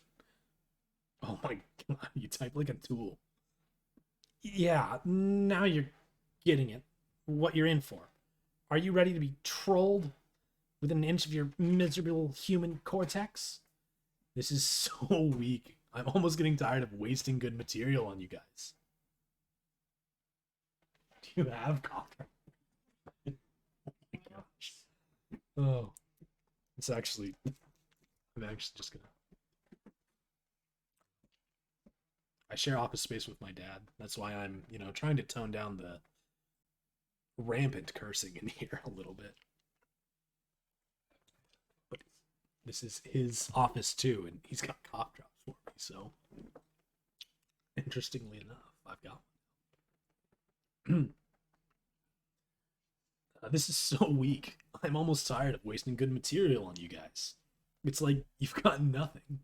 It's always one of you sprouting up and ranting about how hard I'm about to get trolled, with no ensuing substance. You don't even know anything about us. One of you assholes thought I was a girl. Oh, okay, yeah, but the thing is that I don't care about your anatomical details and things like that. I know what you've done, or will do, actually. It's the most awful thing, the worst thing you can ever do. Sorry, I wouldn't cyber with you, dude. In the future, whatever. Wait. What? Wait. Oh. Oh, you're the one who likes to submit innuendo. Human innuendo. Yes, human innuendo. Sorry for the lack of clarity. So, at what point in the future am I supposed to look forward to you whipping up this titanic hankering for my knob?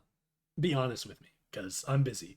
And I want to know exactly when I get to clear some space in my calendar for when some idiot blunders out of a magical phone booth and makes a ballad-inspiring play for my throbbing beef truncheon.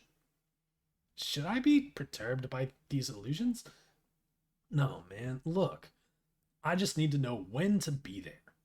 When the stars come into alignment and your flux capacitor lets you finally sate your meteoric greed for crotch dosh. Goodness. I wouldn't want to miss it and cause a paradox or something. It'd suck if the universe blew up on account of you missing your window of opportunity to help yourself to a pubescent boy's naked spam porpoise. Okay, this is sort of starting to upset me. Jesus, you are such a shitty troll. I guess I'll leave you alone and find another point in time to bother you. When I guess you're more emotionally susceptible. You don't have all these bees in your bonnet about your human sexuality? Oh, no. No, dude, you sassed me up. We are in the shit now. Together. For the long haul. What? We're we're entrenched in this shit. You and me. Welcome to Nam. Now grab my hand and shimmy your soggy ass off that money bank before Charlie gets the drop. Who's Charlie? He's the guy who's gonna read our vows. I'm feeling pretty freaking matrimonial all of a sudden. Take a look down by your foot and see that little bottle? Stomp on that shit like it's on fire. Noisy ethnic dudes are flipping the hell out and waving us around on chairs till someone gets hurt. I'm your 300-pound matronly freight train. And my gaping furnace is hungry for coal. So get shoveling. Oh my god. Bro, look in my eyes. That twinkle, that devotion. That be devotion, you herniated pro wrestler's sweaty purple taint. Oh goodness. Sparkling like a visit from your fairy godmother. Shit be pure and true. That's what you see. A kaleidoscopic supernova of all your hopes and dreams all swishing together. Radically effervescing arms of more little boy peckers than you can imagine. Turning out insane corkscrew haymakers of a billion dancing Vienna sausages strong. This is how we do this. This shit's more real than Kraft mayo. Adios Toreador, block to turn tech godhead. Jeez.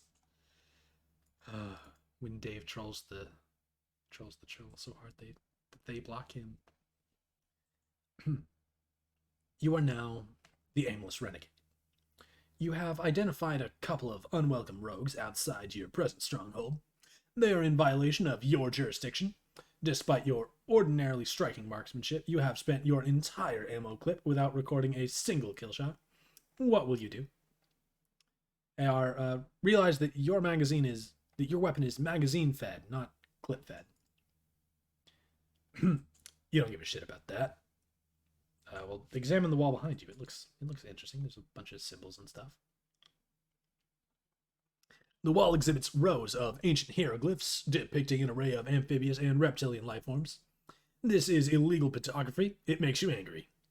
Well, go search for more ammo then. Maybe we can... Oh, wow, you got plenty. There is plenty of ammunition stored in the various ammo crates, which you have spent a great deal of time unearthing from nearby dunes and hauling back to your stronghold. You have a large variety of weaponry and ammunition at your disposal. Whether you can locate some more AK-47 rounds quickly enough is a different matter. You'll quickly retrieve your sidearms. You retrieve a pair of deadly sidearms, but you will need a longer ranged weapon if you are to continue your enforcement. Do you have a rocket launcher? We just might have a rocket launcher, guys. F? Here's one. He's got a rocket launcher. Okay.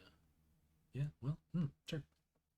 You wonder if you should reconsider your grievance with the offenders. Perhaps you should let it slide? They seem friendly enough, and it's been so long since you've had company. It would also be quite a pity to blow up that tall, attractive female. But then again... Oh yeah, he's got a perimeter set up. He can't just let... They're both in flagrant violation, trespassing through several zones which you painstakingly marked as off-limits while you conduct your investigation of this crime scene. It is your duty to investigate this illegal monument and get to the bottom of its illicit amphibious idolatry. Just thinking about all the sloppy footprints they're leaving in the sand makes your carapace steam. The law is all that's left to hold on to in this unforgiving dust bowl. You cannot afford to loosen your black claw's grip, lest justice slip through your fingers. Law is beauty. Order is peace. Judgment is the very basis for all that is pure and... Hold that thought. You need to take a moment to wear something ridiculous before you continue your spiel. I'm actually kind of digging my voice for him. It might not quite be... I don't know. How do you guys feel about my AR voice? My military dude. Order in the court. You will have order in this courtroom. If everyone does not settle down, you will clear out this courtroom, you swear to God. AR, examine that moving platform instead of that foolishness. It appears to be a large stage serving as a kind of elevator, but it can't go down because there's something jammed in it. Looks like a peculiar musical instrument, probably centuries old. But yeah, the jury agrees. You've got to go blow up those trespassers. Place present on monument. Oh wait, no, we're Jade. Jade, place present on monument.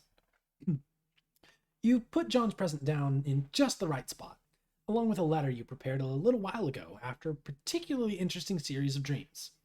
Should be any minute now.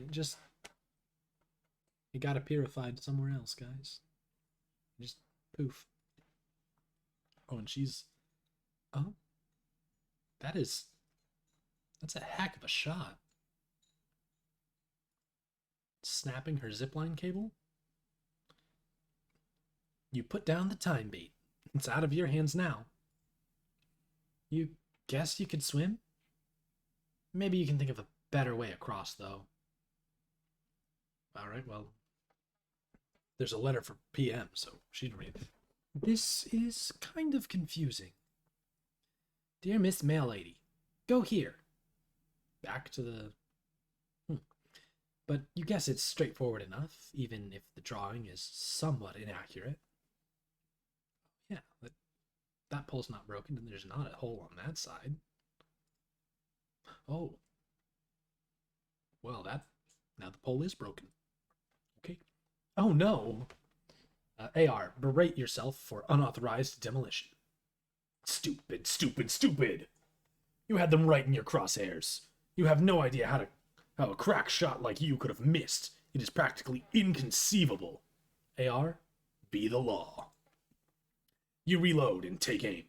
That fair carapace, how it sparkles in the desert light. No, you cannot afford to be distracted by such thoughts. You are busy being the law. And he just swoops. You are the law. Whoops. While WV wave about in a distracting manner to try and, let the the PM go over there. Oh, it's this guy again and his little blinking bee. So outrageous. Oh wait, are we? No, we're WV perspective. We're not AR anymore. The Canroos was a distraction? PM, scamper quickly to the newly created hole. Just, scampering, moving around. Doing stuff. You have the cargo. You have the cargo. The Sacrus was a distraction. Car. Oh man, he is right in the crosshairs. Whoa, okay, that just went wildly off. Wow. That certainly is not. Alright, well, PM, let's read the next step of your letter. Go there. Deliver here. Yay. Last thing I ask you to... Grateful... Whatever. At the bottom of the letter is a series of coordinates along with further instructions. You know what you must do. Liberty, reason, justice, civility, edification, perfection. Male. Yeah, she sendificated it. She performed a sendification. It was a butterfly. Why? Oh no. Oh no. Honestly. Why would he do that? Why? He can't mount that. After obliterating it. Like, look at the ground.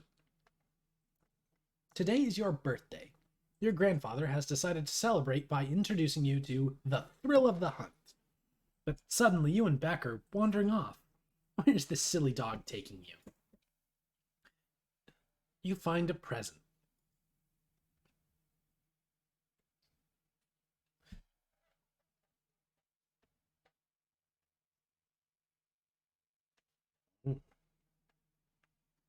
the blue slime and pumpkin seeds.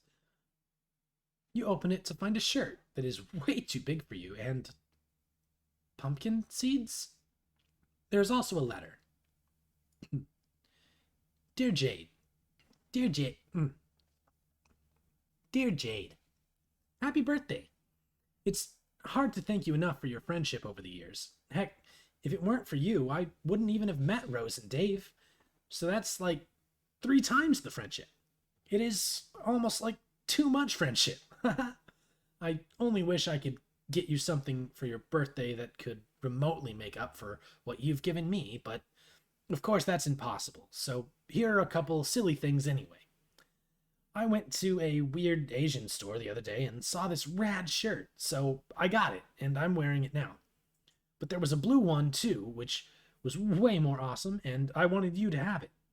I know you like green a lot, but maybe you'd like to try wearing blue sometimes?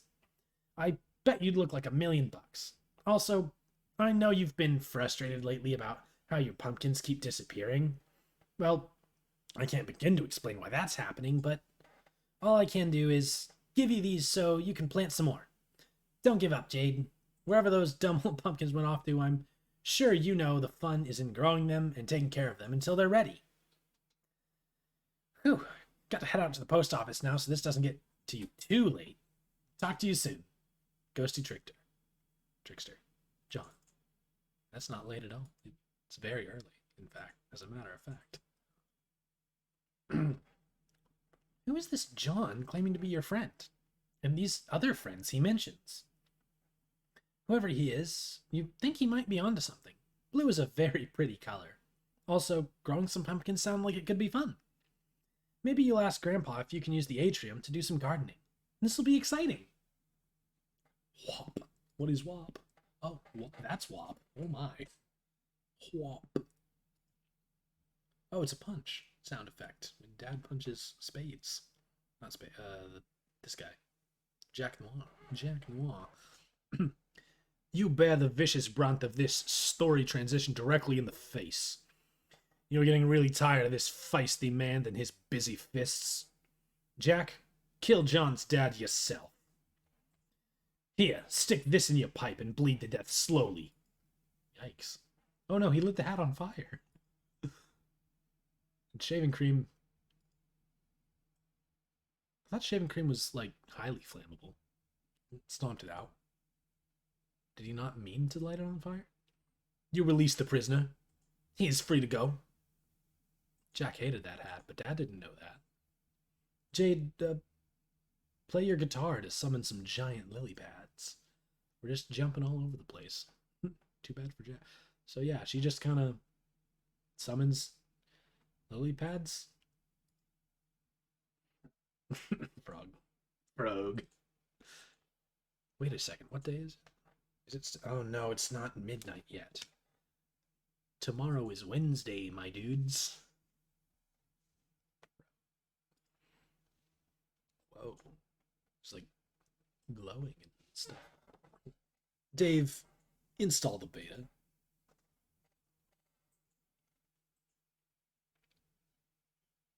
Ooh, we get some pester dog. Alright, I'm installing this game finally. We're doing this, man? Yeah. Yeah, you could almost say we're making this. Go on. What is we're making this? What is it we're making this? Transpire. Excellent. Let's make shit take place. Now we get to enter. Rose gets to enter. Their house is on fire. Even the loading screen's on fire. Oh yeah. Cool guy shades. Yeah.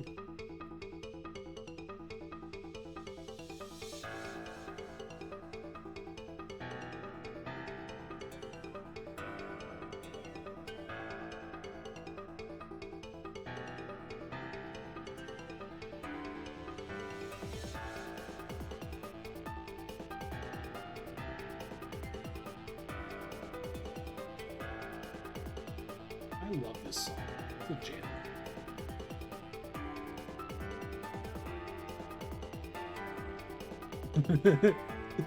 Sweet Bro and Hella Jeff stuff. Wait, Jade's doing stuff? Oh. Esper, meteors.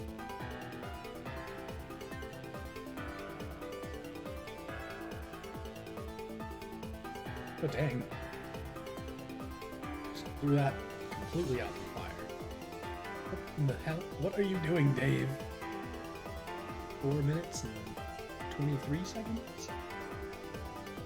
Strider!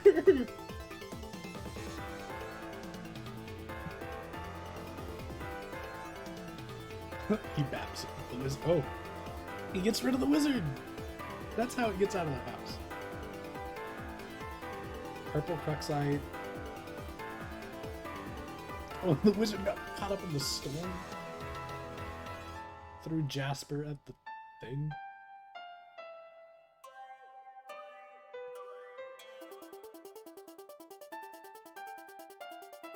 Oh no, the bottle.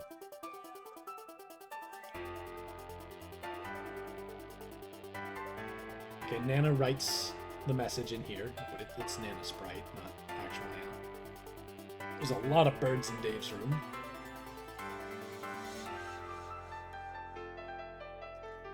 Rose just throws herself off this cliff. Just, you know, totally to catch the bottle? What are you supposed to do with the bottle? Break it? Oh. Jaspero's Sprite.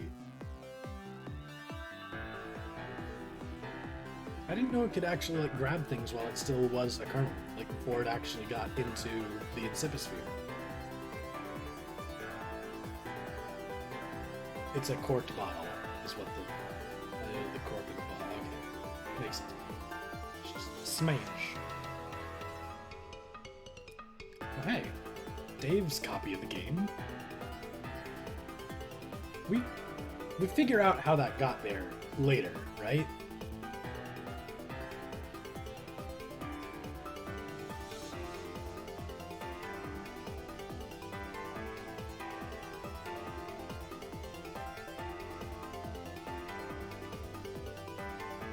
Punches him.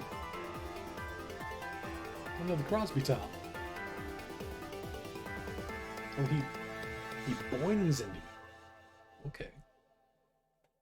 That's certainly something. Well, yeah, that was a whole lot of hoopla. But now Jade has the game. Ooh. The planet below the already impressive spire. End of Act 3. The blog of Dave Strider. You're in a blog. There's this really cool dude, okay? He ran a blog for a while. That's really all there is to say on the matter. 11:53. Alright. I think the end of Act 3 is actually a really great place to call tonight. So we'll start the intermission next stream. Unless we are just hankering for additional content tonight. Like, my voice is a little raw. How long? What's my uptime? Where'd it go? I've been live for almost 4 hours. Yikes. I mean, I could waste another 50 seconds just thanking y'all for showing up.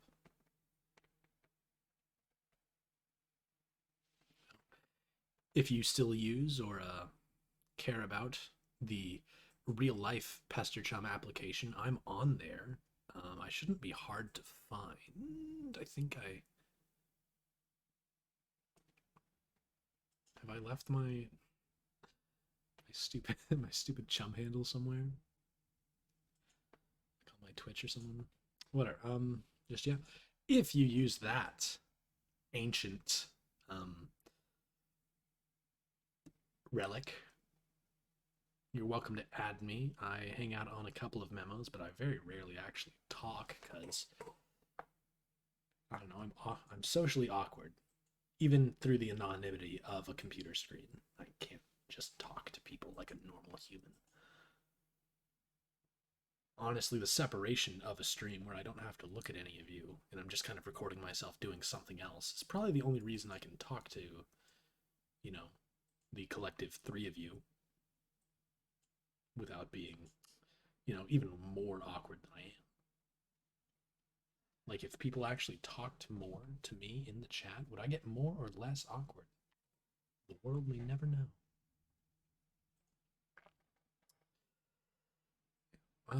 Did I? Yes, that was almost exactly. No, that was almost 2 minutes. Cool. Well, that is enough of that. Have an excellent night. I've actually gotten kind of hungry. Like, I told my family I wasn't going to eat dinner, and if you were around, you saw my brother come and ask if I was going to have dinner, and me tell him, no, I told you earlier I wasn't eating dinner, but now I'm hungry because it's been 4 hours. Well, yeah. I wasn't hungry before stream, but now I am because, 4 hours. Good night, everybody. Have an excellent night. See you next time I stream.